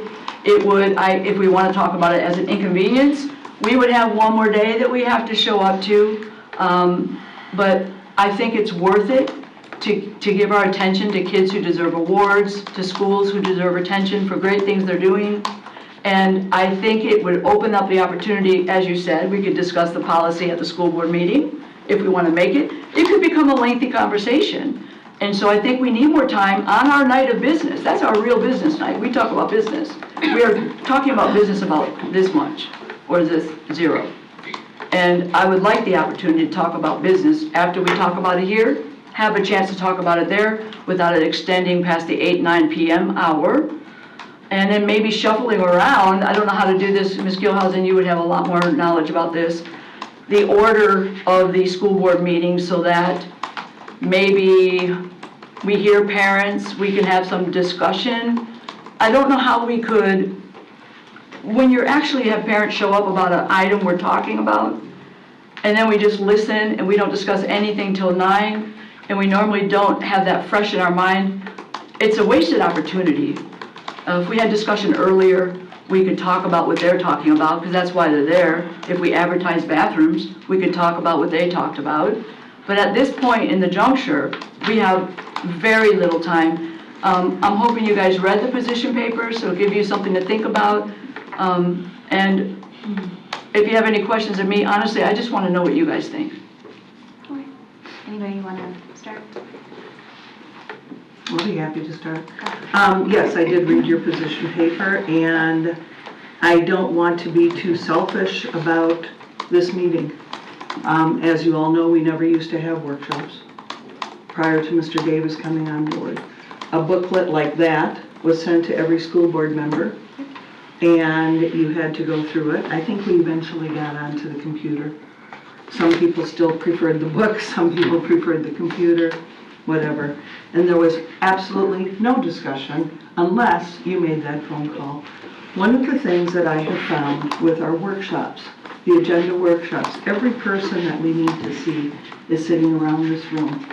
And they don't technically, I suppose, have to be here, but it is absolutely rewarding to have them here in case there is that question about a consent agenda item. The fact that the superintendent goes through every single solitary thing on the consent agenda item and provides us with the opportunity to discuss it, number 1, in open public forum, is huge. Number 2, we know what's coming down the pipe for the school board meeting. And if something needs to be pulled from that consent agenda item, we have that opportunity to pull it. Sometimes I don't know what I need to pull. But because the public is very much aware of what we're going to be talking about now, at our next school board meeting, because they have the opportunity to see this workshop, to view this workshop, to hear what comments are coming out, to hear what subjects are coming up. Then I may get a phone call from someone saying, hey, I have a concern about whatever that point is on the consent agenda workshop. I can hear that person's concerns. All of a sudden I get a second phone call. And maybe I know of somebody that I can call from this room and I can say, hey, Miss Ellis, there was a concern about the bathrooms at whatever school that are being renovated. Are we considering this? This opportunity here, going through the consent agenda, is, from my perspective, a huge opportunity to serve our public, to be as transparent as we possibly can as to what the operations are of our school district. And what better opportunity for people to see exactly what we're talking about and what we're discussing. That's the point. I don't think we need to save an hour from a workshop. The whole purpose of this workshop is to understand what's coming up on the consent agenda. Is that the whole purpose, just the and consent agenda? Excuse me, I'm not done. No, I don't know. The whole purpose, from my perspective, Okay. is that we have the opportunity to present the public the opportunity to see what is on the consent agenda. Otherwise, when we get to the board meeting, our business in the board meeting is moving to have the consent agenda approved. Somebody moves, somebody seconds it, we have no discussion, and boom, it's done. The public has absolutely no idea what we've just done. The opportunity then, following up, with the fact that we have now had an open meeting. We have an opportunity to sit here, and if we have to sit here for 5 hours this Tuesday, we will sit here for 5 hours and discuss whatever we need to discuss. We have every opportunity to bring it up here. I don't see a need to have friendly, I'm not certain what you call them, meetings, to have an additional meeting. Now, secondly, the opportunity for celebrations at the school board meeting. After sitting through, I went to a meeting last night, and Ms. Kaysen from Moms for Liberty stood up and introduced herself and proceeded to say that Moms for Liberty is, I can't think of the exact terminology she used, but an opportunity to really look at the school district and the horrible things we're doing, basically is what I heard. I know it's not that, but that's pretty much what I heard. And it took all of my courage not to stand up and say, excuse me, but we are in the top 10 of our state. We are doing one heck of a good job, and the fact that I just attended 3, count them, 3 graduations proves that. And these students are doing great things when they move on. What I do not want to water down the opportunity for us to absolutely celebrate the accomplishments of our children. The children are why we're here. The children are why we're here. And if we have the opportunity to celebrate the children, the teachers who are gaining all sorts of accolades throughout, what better format than to parade them, every single solitary one, in front of a school board meeting? And if that school board meeting continues to go on for an additional, what was an hour and 15 minutes, so be it. My time is not worth, I would give 5 hours to parade those students if we could. The comment about I was one of those people when we started having longer student hearings. I was thinking, well, maybe we should be moving the student hearings. We had a rash of student hearings this year that were, we had a lot of them, a couple of meetings apart. And thank you for bringing sandwiches that first meeting. That was lovely. And knowing that we're going to have a long day, I prepare ahead of time. I know it's going to be a long day. I brought a Diet Pepsi to keep me awake, to do whatever I could to make it happen. This last one wasn't as long, and it's not going to be as long. We have situations in our district that sometimes warrant the need for longer days. So be it. we got out of our last meeting, I wanna say at 8:30 or 9 o'clock. Hey gang, that was pretty good, because there have been years. I'm thinking back to 2016, when I first got on the board, and one of the first meetings I went home and got home at 12:30 or 1 a.m. And it was totally because of public input and comments made and discussions. And, it's whatever it takes.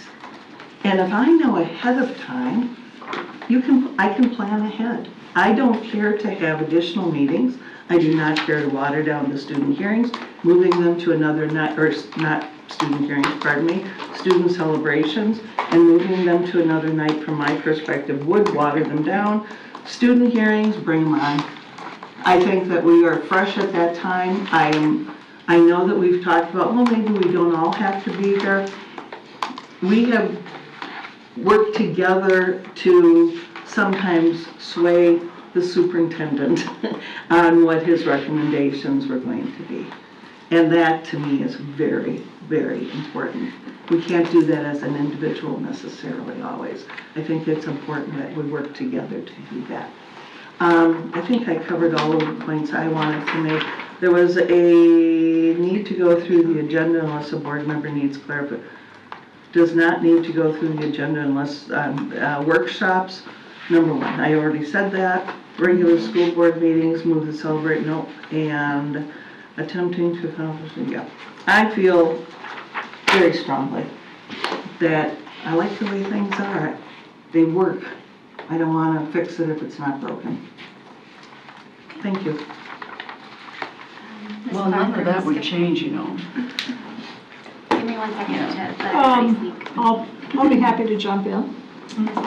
I'm used to long hours, so 7 in the morning to 7, 9, midnight, that's okay. And I think I knew that coming on, that it was going to be that. So that's not a big deal for me. I think my only issue, because of my work hours, I want more time to review the agenda, but I know that we're doing what's required, but I feel inadequate when I get here many times because I haven't had the time over the weekend to fully digest everything. I think if we get to the point where we're doing an onslaught of student hearings, then we can address it at that point, whether we need to do it at a different time before a business meeting. But I think right now, hopefully, it is very exhausting emotionally for me. And maybe everybody doesn't feel that way, but it's hard then going into a business meeting with some of what we've talked about. I think as far as the business meeting itself, my only regret is that it's true. People will come and share, and then they leave. And our comments are at the end, and there's nobody there to, unless they're gonna sit and watch a 4-hour meeting, they're gonna miss it. But they've missed it. That's their choice. So, Or they can go back and see. right, if they choose to sit and watch it. But, there's not a whole lot I can think through that we can do to change that. So I think it is what it is. But we have to stay cognizant that it is a business meeting. And it's great that the kids are there to celebrate and love seeing them. But they've got to go home and get ready for school. And I think that was the only issue I heard from the athletic awards. Everybody loved it, but they had to go back Friday morning for testing. So that's hard to even schedule because there's so much testing. And we're limited with Thrasher Horn as to when we can hold it. So, we just have to address things as they come. Okay. Anything else? Nope. Ms. Skipper? I'm a nurse that works 12-hour shifts, so it is what it is with me on that. However, I will say,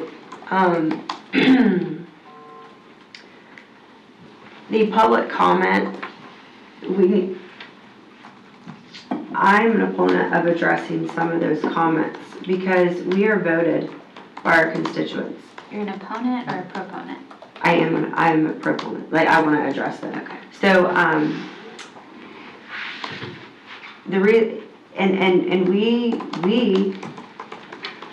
should be giving them answers, or our input. They should know where we stand. Are we doing anything about it? What are we gonna do to address it? And I know sometimes Mr. Broski will do that, but a lot of times, they would like to hear from us all, or maybe, their district on what are you as a representative of me going to do? How are you going to help? Are you working with your superintendent to fix these things? So again, maybe not all, but I do feel like the public feels as though the board speaks very little. And that there needs to be more discussion and more communication. And maybe this is just how I feel, I don't know, and it's not every meeting and it's not every time, but a lot of times I feel, and I have a really good gut feeling on things, and it's majority of the time really accurate, rushed. As though, okay, here's your allotted time that you get to speak, this is all you get to say, and you better hurry up because, it's already been 12 hours that we've been here today. Or, hey, it's already been this amount of time because we've already done, awards, the superintendent's presentation, all of these things. And the discussion and the work that we need to do to move forward on a lot of things, I don't think gets the time that it needs. Whether it be our workshops that we're rushing through sometimes, or our portion of actual business at these board meetings. So as frustrated as people get, and you can see the many people around us rolling eyes and are annoyed, because that does happen. I feel like the culture needs to change to understand that this is a business meeting and business needs to be addressed, and we all should have the opportunity and the appropriate time to discuss these issues. So I do feel strongly about that, and actually being able to speak more and address things more, because again, we are elected, and there have been so many times where I have heard from the public where they're like, so what are you doing? Like, what are you guys gonna do about this? Because this person spoke, but nothing was addressed or said. And again, sometimes our superintendent does do that, but not all the time. And these people want to know, will I be able to, this is the smallest example, will I be able to go eat lunch with my kid? And I know you've addressed those before, but it's just letting them know that, hey, we hear you, we can take care of things for you, and what can we do for you, kind of thing. And then I do love celebrating kids, and maybe not add so much. I don't know how to really fix that. We could be mindful of the amount. Right, I don't really know how to fix that. I do think everybody at public comment should have 3 minutes, equivalent, whether, everybody should have their 3 minutes. I don't care what organization you're from, everybody, if you're a taxpaying citizen, if they get 3 minutes, then you get 3 minutes. And then it allows the board more time to discuss what they need to and what's pertinent and what's going on in our district. Do you think that, just a quick question relating to your comments back to, do you think that we need to enter a dialogue with people?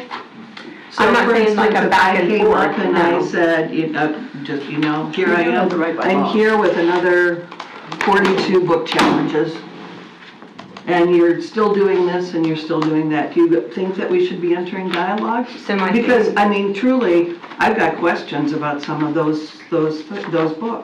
So And by why? law, like Ms. Hanson said, you have the right You have to the do right. that. We just choose as a board not to do that. And I don't think that if you feel in your heart that you want to address that, then that is you. You are a voted elected official who And we wants have- to hear. we have Well, that's what I'm saying, responded. but the And- culture is that you don't. Well- And if I want to address my constituent, about something that I feel very passionate about, or I feel like, hey, you know what? let me extend an olive branch, or hey, let me extend my hand and let you know where I was coming from and my thought process and what I feel, so that our voters understand that, and they don't get to see the things that we get to see. They don't know about our private 3 and 7 hour meetings that we have with individuals within the district. They don't know that. And so when they're like, whoa, I didn't realize, you would be this way, or wow, what changed your mind, or, whatever. I feel as though that is our time to address the public and that time and be able to say what you need to say. I'll add my 2 cents. So, Ms. Clark, would it be helpful to you when we are looking to set our school board meeting calendar, to make an adjustment for maybe our agenda workshops on Tuesdays to be on Thursdays, to give you more time to read over the agenda before we? Well, I'm not sure it's the day as much, because then that shortens the time that we can have discussion with the admin between them and the school board meeting. But I would think that, the time frame of when it has to be out would then be changed to, wouldn't. So, Mr. Broski, would there be a way for us to get the agenda earlier than Thursday or Friday before the Tuesday workshop? We can look at that. The issue is, like, even with pupil progression, we're finalizing the document based on the statutes that come in, and the timing of that works. Remember, back in the previous time frame, put it that way, you even had less time to do that. So when I look at it, I look at it as the purpose of the workshop is to answer all those questions that you might have. I kind of see the purpose of the workshop twofold. One, asking questions, obviously, what the school has said. We're going line by line through the consent agenda, which we do not do during a regular meeting. But then really, the purpose of the workshop is for the board to have discussion. Yes. Because we can't do that with each other prior to the regular meeting. So we never had that opportunity before Mr. Davis came. So we didn't know what anybody was thinking until we got to that meeting, and then we would hash everything out there. This kind of splits that discussion into 2 meetings. So it's 2 opportunities to discuss what's on the agenda as opposed to just one night. So, for that reason, I think it's important. And then the other thing, so I don't know if there's a possibility to get the agenda earlier, but I do know what Mr. Rossi said was that we now have that 12-month calendar of what's coming, and a lot of those documents that we get on the agenda are repeat. So if you want to look ahead, like when we finish this meeting in June, then you have a few weeks before the June workshop to kind of look at what's going to be coming based on what came last year at that time. Because it's more on me. Right, I get it. Where it doesn't, I get it. necessarily involve.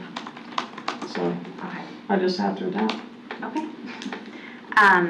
And then I hear what you're saying about the long days, and discussion for us is happening at the end of a long day, so I get your point. So my thoughts on that, I like having the awards during our school board meeting. I don't want to move that. I do think we can consider how many we're putting on one agenda and kind of spread them out a little more evenly when it's possible, because sometimes those awards are cumulative. We will have none at the end of June or in June. But I really think, and the other thing about the student hearings, I wish that we could decide monthly when would be the best time to have them, but sometimes you don't know the paperwork process and all of that until, we're still adding them right up to the day sometimes. So because of the nature of the unpredictability of how long a student discipline hearing could be, I would be in favor of moving those to another night. And having that all in one chunk, and then you have your regular board meeting be just your regular board meeting. And so we keep the awards, because really if you talk about shortening the meeting, it's the exception that the awards portion goes on for longer than an hour. But it's become kind of the regular pattern that those disciplinary hearings are 4 hours long. So you're shortening, it's much more effective, I guess, to shorten your time if you move the discipline hearings as opposed to the awards and recognitions. So that's my 2 cents on that. I think it's important to remember as a board that when we meet, it is the opportunity for the board to have discussion in the public eye. So it's for us to interact, but it's also for the public's engagement, right? And so that's why I think it's of utmost importance that we meet at a time when the public can participate. So starting our board meetings at 6 o'clock at night creates a long evening, but there's a reason for it. It's so that those who are working can attend if they want to. So I don't think we should consider moving the time so that we don't go so late. Additional time for discussion is a theme that I keep hearing. So we do have the discussion portion after the consent agenda. Is there a place on the agenda that you want to put another discussion item? Because I think we discussed the consent agenda here. So if there's additional discussion that needs to happen, that's why we move that consent item to the discussion agenda during the regular board meeting. But from what I'm hearing, it sounds like the discussion that you're wanting to have is based on the public input at the meeting. Not necessarily. What if we just want to talk about grades? What if we want to talk about something that's not on the agenda? So, So I will say this, and this is personal opinion This is and very personal time. preference. I don't like to be caught off guard, Oh, no. it wouldn't especially be like on that. camera and on record. 7 days notice or something. Well, but if you want to have a discussion about grades, then let's schedule a workshop to discuss grades. I have no Because- problem having a bunch of other meetings like that to discuss, because we don't all have to be there just to have a discussion. No, to have a school board meeting, you have to have a quorum. Right. So you have to have at least 3, and you have to have somebody to run the meeting. You also have to have notice, and you have to have an Well, agenda. 7 days notice. Notice and an agenda. agenda. So, and if there's a meeting, yeah, then we would all be Well, here. other counties have meetings all the time, informal meetings. They just put the camera on and they have discussion about, maybe there's a policy coming up. Maybe we want to talk about the student code of conduct. We have done you know? that too. We have Yeah. done that too in years past. It's just done through a workshop. But you're saying the law says that we can't ever have, like, we have to always have a quorum, we have to always have an agenda? Yes. You always have to have an agenda, you always have to have notice. Just There are to talk only about- three types of meetings that Right. exist. Yeah. A statute, Mhm. a regular meeting, a special meeting, and a workshop. Yeah. And the statutes are clear under the Administrative Procedures Act that you have to have notice and that you have to have an agenda. Right. Because But you Now, don't that you is have to for have quorum. you have to have a quorum if you intend on doing any. Right, if you intend on doing You can't voting. call a meeting to order without a Yeah. quorum. And you can only dismiss a meeting, if it is called to order, to go and find a quorum. You asked about the Citizens Action Committee. They had a Citizens Action Committee last month, and there was no quorum. The meeting was not formally called to order. But there was discussion about the matters that had happened that were ready to be presented by Ms. Bryce and other members of her group. But there could be no action taken. But when you keep talking about informal meeting where people just show Just up, to it sounds like discuss. you're gonna go to, Trader Island and have tea, I don't know. Well, what they do is they say, we're going to have a meeting to discuss something. All the school board members don't have to show up to discuss something, we have to have a quorum to actually vote on something or change policy, You say right? not vote. Every just time to two or talk. more school board members discuss. No, it would be anything. noticed and it would be public, Yep. if there's 2 or more. So we could technically have a town hall where only 2 of us want to go. We could have an informal meeting about, I'm just going to give an example, so don't say this is the example. We want to talk about student code of conduct further for next year. All 5 of us don't need to be there to talk about each other, but by law, we have to do it in the sunshine.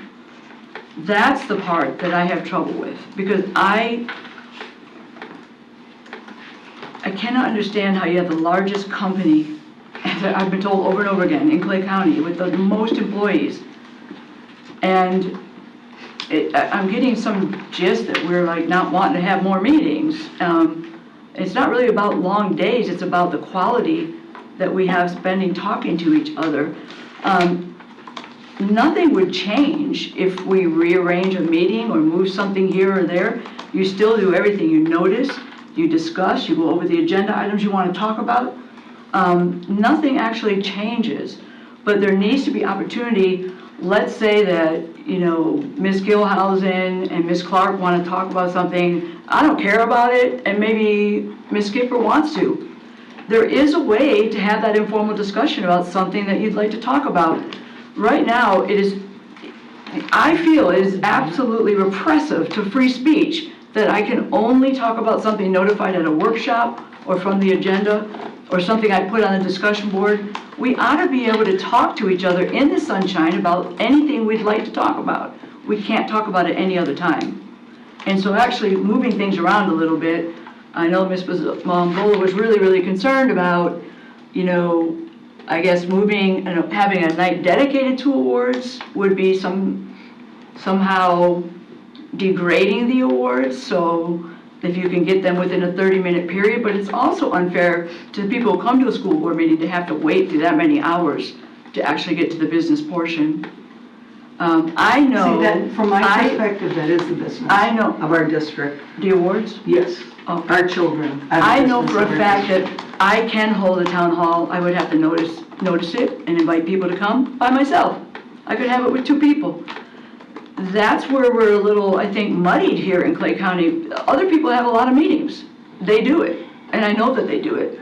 I have friends in 12 counties, and they're like, oh, you don't have a meeting where you guys can present a PowerPoint to your board members? No.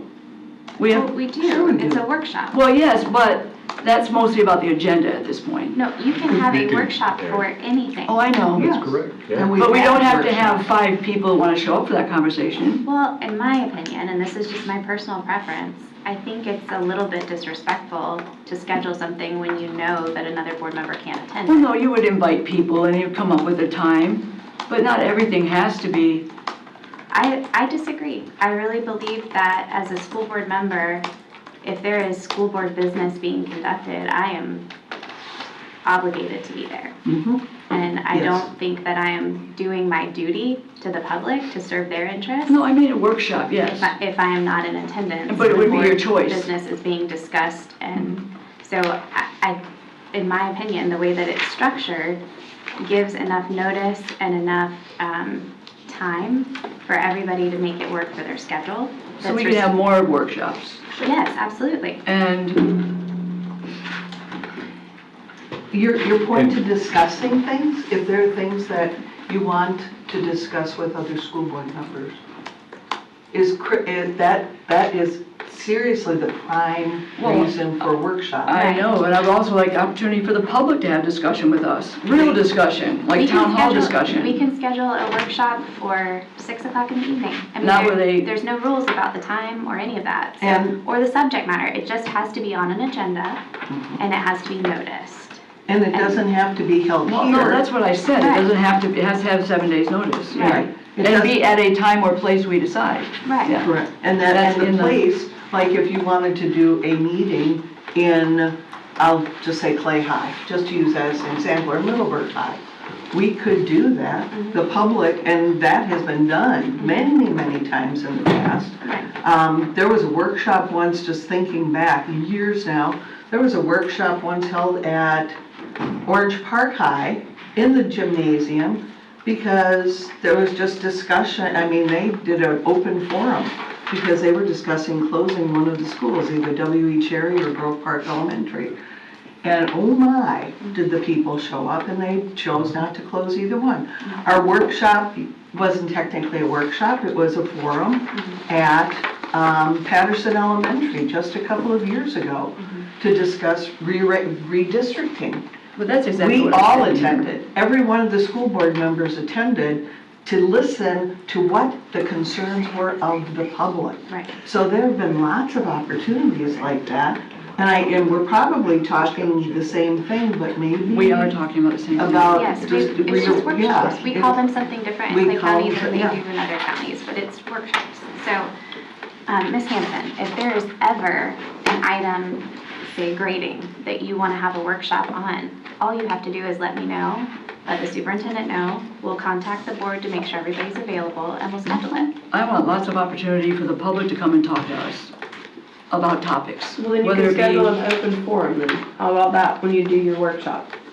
I think you guys are all saying the same thing, it's It just is the you're same, getting it's right confused. here, I wrote it There's down. public comment opportunities at workshops.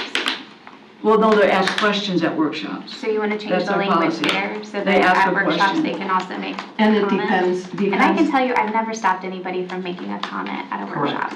But there's no discussion with them, ever. Well, that's up to you. If you want to discuss, Because now it I said will here tell that you this. questions This is only a- would be taken This is a on the thought that I workshops. have. I think you tiptoe into some very sticky territory when you engage with some constituents and not with others. No, you Because invite you're people. opening yourself up for accusations of discrimination, who you're willing to address and who you're No, not. you always invite the entire population, 7 days notice. No, You I'm would never. saying, if you're going to start responding to public comments, if you choose to respond to one person and not to another, you're setting the precedent that you're treating people differently. Well, no, I think that comes to professionality and choosing your words carefully and making right decisions about what you And say. that's your perspective. I mean, But what I'm honestly, saying it's- is, I don't think that as a board, I think that as individuals, like you said, use your judgment. And I think treating everybody the same is usually erring on the side of caution.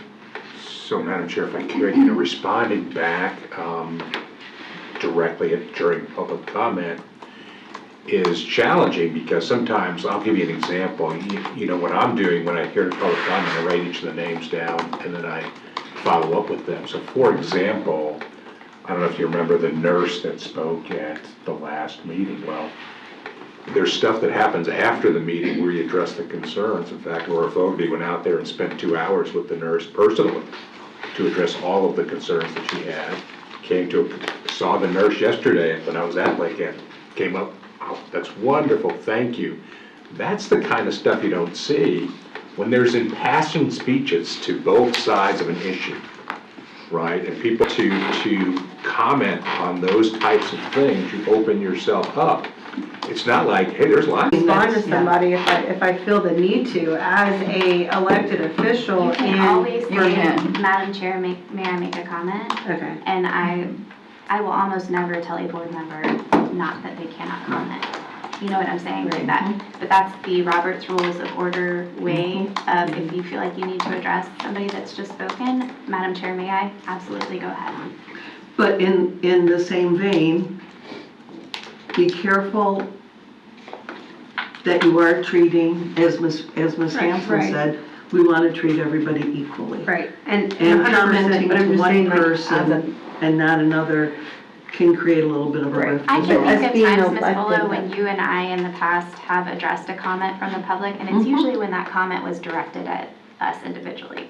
There've been. So those are times when I There think have you been and a I few have that I've responded for ignored. clarification, right? But when the purpose of a meeting would On be purpose. discussed with the public dress code, there's nothing that's going to go wrong there. I mean, it's people coming to talk to you, you talk to them, and you try to hash out what the community would like to see. That's what I'm talking about. And having more time maybe at the board meetings, like Ms. Clark said, rearranging it where we can actually have some time to do business, more time to do business. If you can shorten the celebrations from an hour and 40 or 30 minutes down to a reasonable time, it's also not fair for the constituents sitting in the audience to have to wait. Last time till 8 o'clock is when we started our business. I don't agree. I don't think it's a bad thing for them to see the accomplishments of No, it's students not a in our bad thing, but I district. think that long It's a bonus. is an It's a issue. bonus, yep. Yeah. I think shortening, not shortening, but moving the disciplinary hearings to another day would accommodate what you're asking for a shorter day. And the public comment section, Ms. Hanson, is right at, Yeah. close to the beginning of the meeting. So they have the opportunity to speak, get their voice on the record as quickly as we can during the meeting. It's what they're waiting for. So we keep it all the same, except maybe move the, Ms. Clark, what were you saying that you were? Well, I was just pointing out from hearing everybody's comments during the process that if we continue to have very long student hearings, then we need to address moving it to another day. If that becomes consistent, we'll address it then and see what the majority want to do. But as far as public forums and such, I mean, we just went to, 5 schools the first of this year, do it every year. And you tend to get the same people, very few, very little input, and it sounds like a wonderful idea, but the turnout is terrible in my opinion. And why is that? We don't have a You know? culture, not like in Baker County when they did attendance, people are, I mean, they fill the room. The culture of inviting people, making them feel valued and worthy reaching out to different kinds of parents. One of the suggestions that I was given, it's not my idea, is that if we were to have a workshop, let's say about dress code, then each district, you would get at least a voice from every district, could invite some constituents. You'd have a meeting with maybe 2 from each one of our districts, so that people have an opportunity. It doesn't have to be a nobody there or a free-for-all, but there's ways to get the diverse population. If we were to have dress code and maybe Ms. Skipper wants 2 people from her district, and I know 3 people really interested in that particular topic, maybe you know someone interested in that topic. For me, you can control, I guess, the uncertainty of a meeting by deciding, and you could also, like you said, hardly anybody comes, right? So if you opened it up, it's not that big of a deal, but then we could invite people that have different, because District 4 is much different than District 1. And so you may want some people from District 4 and some people from District 1 to hear, the thought process and what people from all the districts think. That could be something we do as well. But Ms. Hanson, you can personally invite anybody to any school board meeting anytime. Whether they choose to speak or not is up to them, right? So, but the public, we make sure, has the opportunity to give input at every single meeting. There is always an opportunity for public comment. And there's also always on every single agenda, down here at the bottom, school board member comments. What's the purpose of them just asking a question at a workshop? Workshops are for information. So, really the purpose of the workshop is so that the school board can become more educated on an issue. So the public then also has the opportunity to have their questions clarified during a workshop meeting. Now, when school boards are making decisions, they make comment to let you know what their opinion is on the decision that you're making. But the purpose of asking questions is to learn. That's what we're all doing at a workshop. So we basically never really hold a conversation with a person who talks. We just either ask a question and maybe respond, or they... It is entirely up to you, Ms. Hanson. Entirely up to you. If you want to... there's a reason people don't come. And I just think it because it feels like we're exclusive versus inclusive when it comes to listening to people in the community. And I really do feel that way. I watched you guys for many years before I ever tried to do this. And it just seemed very, I don't know how to even put it into words. It's formal. It's formal. It's formal. But it's not to be exclusive. It's formal because the impact here is heavy. One person's input is important, but we serve how many children in the entire school district? That's a weighty obligation. It's a weighty responsibility. So when the public makes comment to sway decisions that will affect an entire school district, that's not to be taken lightly either. So I disagree, I guess, because I don't think it's... We're at an impasse because it's not always super formal. It can, in a different environment, talking to people is really what I think people want to be heard, and I'm not sure why that's not being communicated.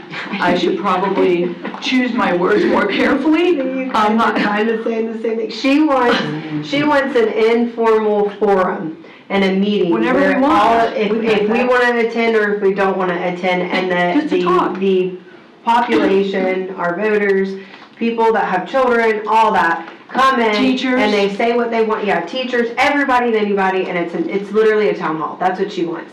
But she's calling it a workshop so that we, being in the public eye, can speak to each other. And then she doesn't want it informal because nobody's going to vote. It's just going to be like, hey, we're here. What do you have concerns on? Today, for our town hall, we're talking about dress code.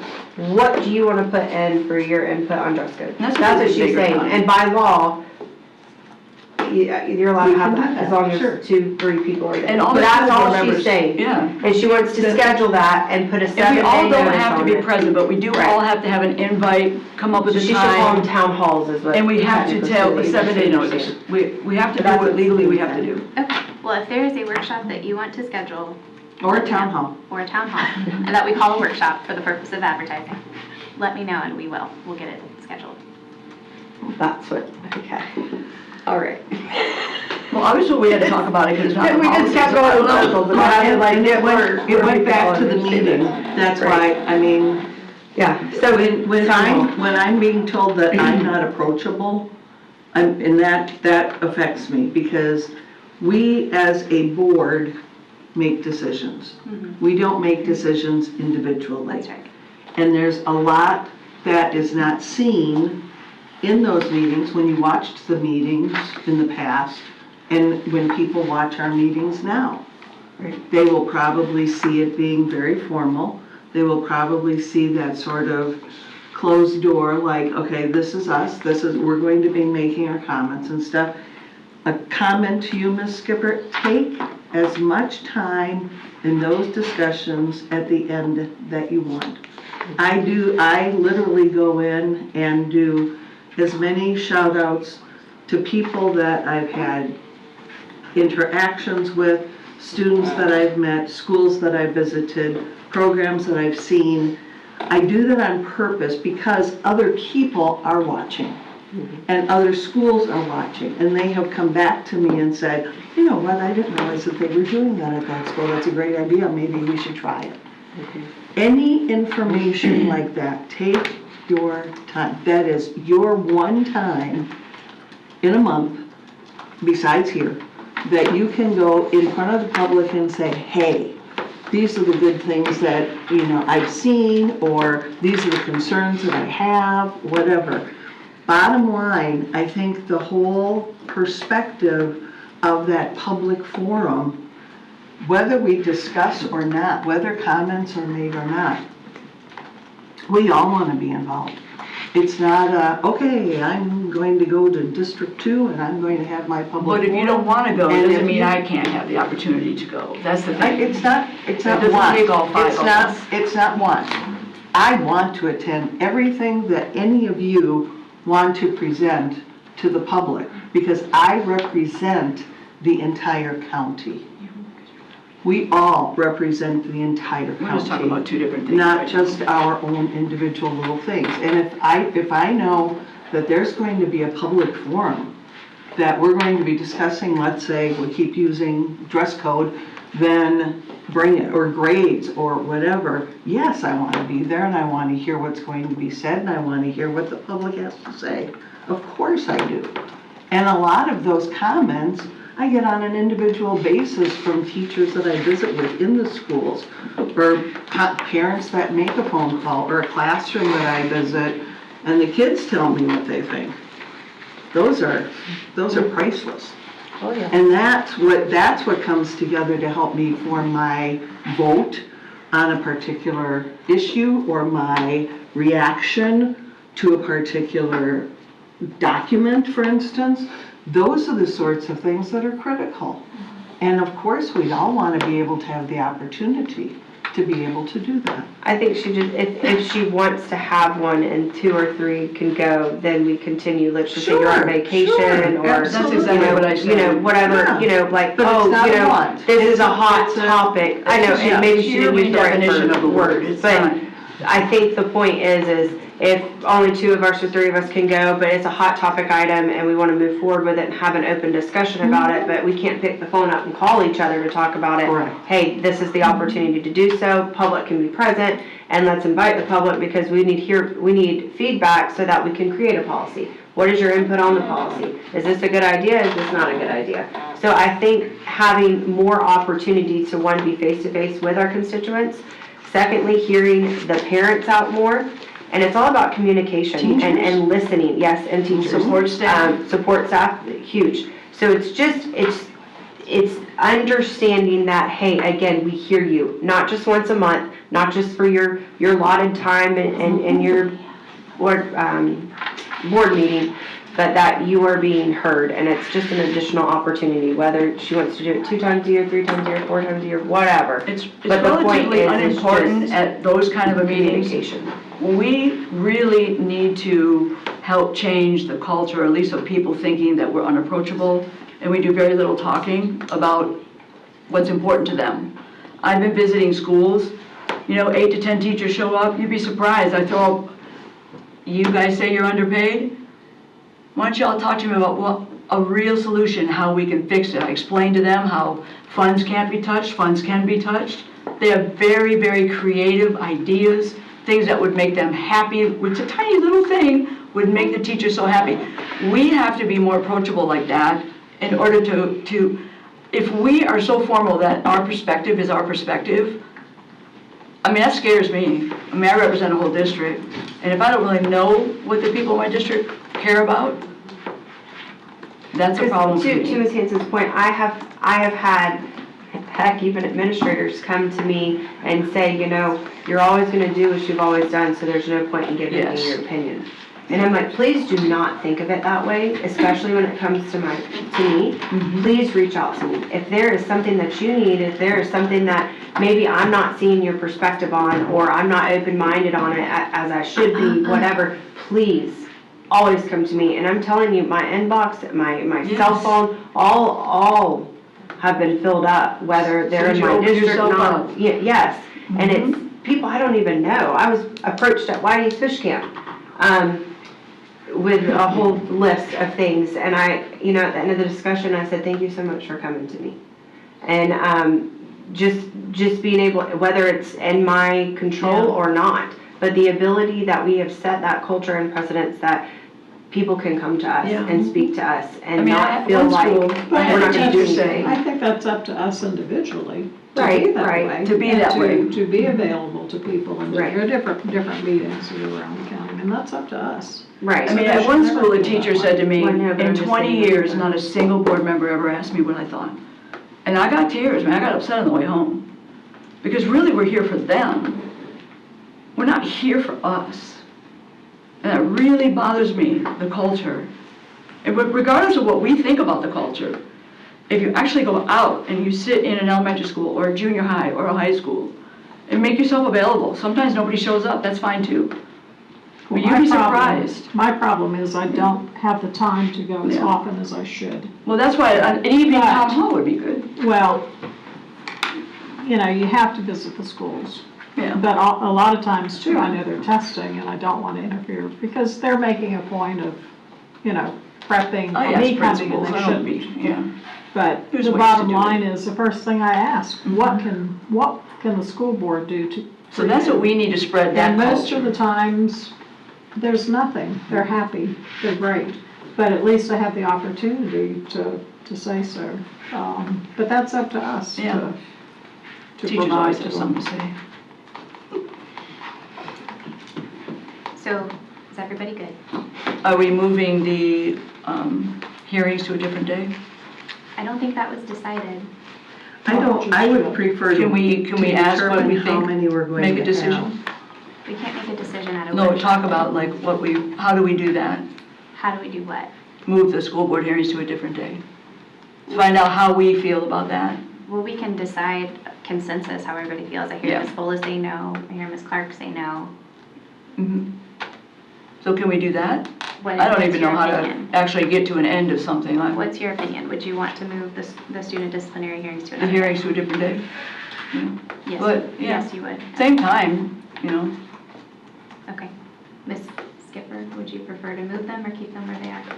I mean, if you're gonna have like 1,000,000, I could see why people are gonna like move them, but again, I'm used to long days, so, I mean, they are longer and sometimes crazier, and they do go longer than they should sometimes, but, I mean, if you wanna put like a number on it or something, like if we have so many, then we move them, or, you know, but I don't, I'm used to long, I mean, I got So I hear three, kids. they want to keep it. I'm neutral on the issue. I Yeah, can go that's either way on fine, this. as everybody agrees. Okay. Well, I think we want to see how it progresses. I mean, over the summer, I don't think we'll have any. No, you don't. So, okay. You don't in the summer. Okay, so superintendent, do you have any comments? I have nothing to say. School board attorney, do you have any remarks? No, thank you. All right. Anything further from the I board? just have a question about the cell phone. Okay. And the law that came out. Last month, we discussed and voted on changes to the cell phone use policy, and during that discussion, I suggested that teachers retain the ability to allow students to use their phones for educational purposes.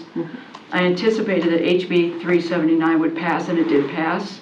The bill has been signed by the governor.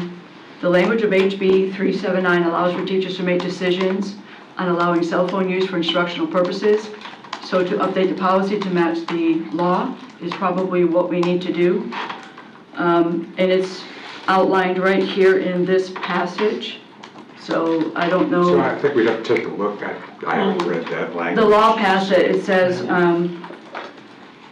a student may possess wireless communication devices while the student is on school property or in attendance at a school function. We get to decide how they do Right. that.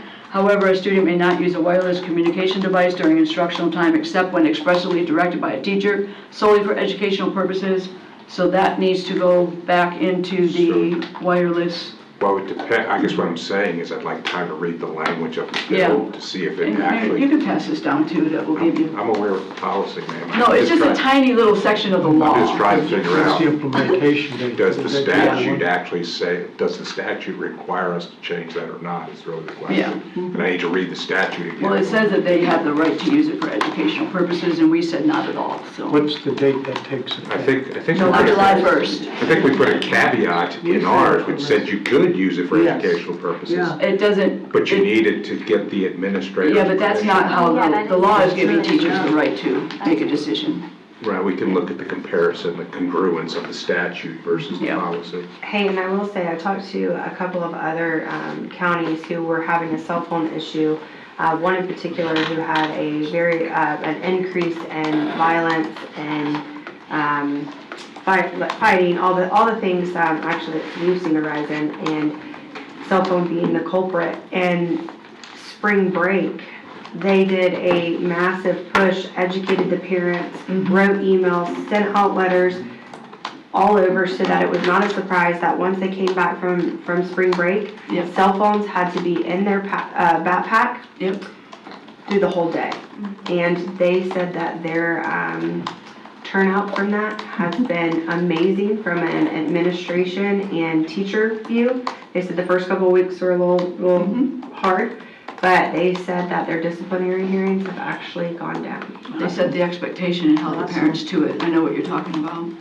Yeah. So, but they're, and that's what we were discussing, I know, was, when we had that big discussion, was educating the parents and educating people ahead of time, ripping that Band-Aid off, then that's when, you know, people are more willing to comply, and they essentially were the guinea pigs, and they said it's working in their favor. What And it county is. was that? Brevard. Which county, I'm sorry? Brevard. Brevard. That's the funny thing about, people do come up to expectation. Just takes a little time to get them there. And pushing it out like way ahead of time and letting them know, hey, when you come back, this Yep, is. not allowed. And the sheriff in town put down the hammer and said, hey, it's gonna happen, and this is not the literal sheriff, like the superintendent. He wears many hats. Well, the little sheriff would also. Yes. Any further comments? I just have one. I handed this out, fundraiser coming up at Texas Roadhouse Thursday.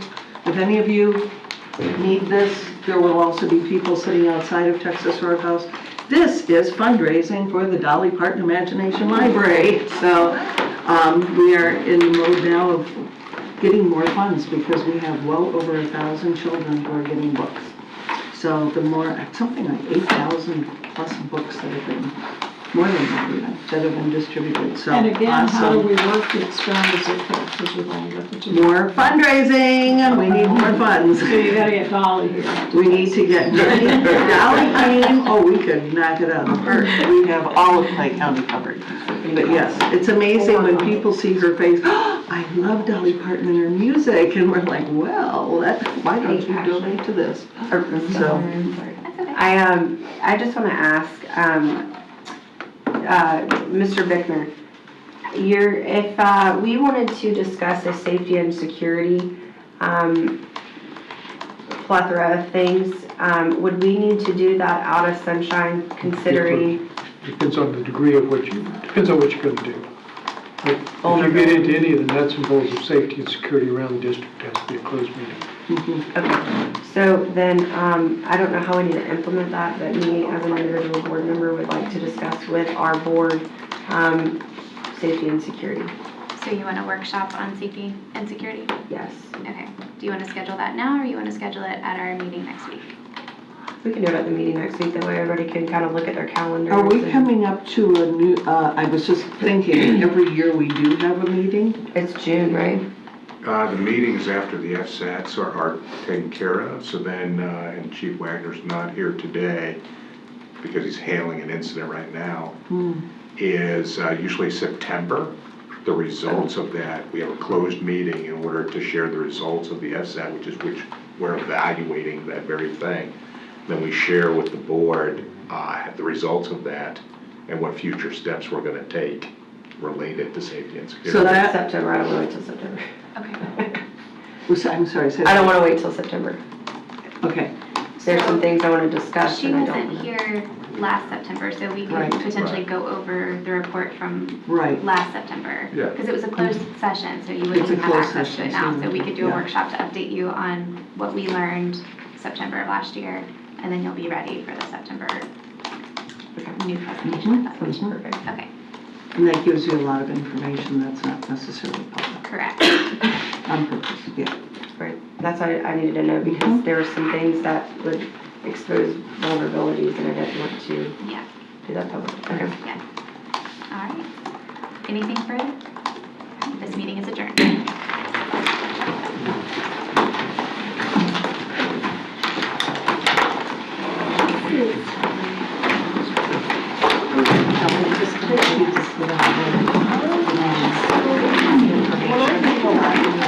I'm gonna tell you, I'm gonna push back a little bit.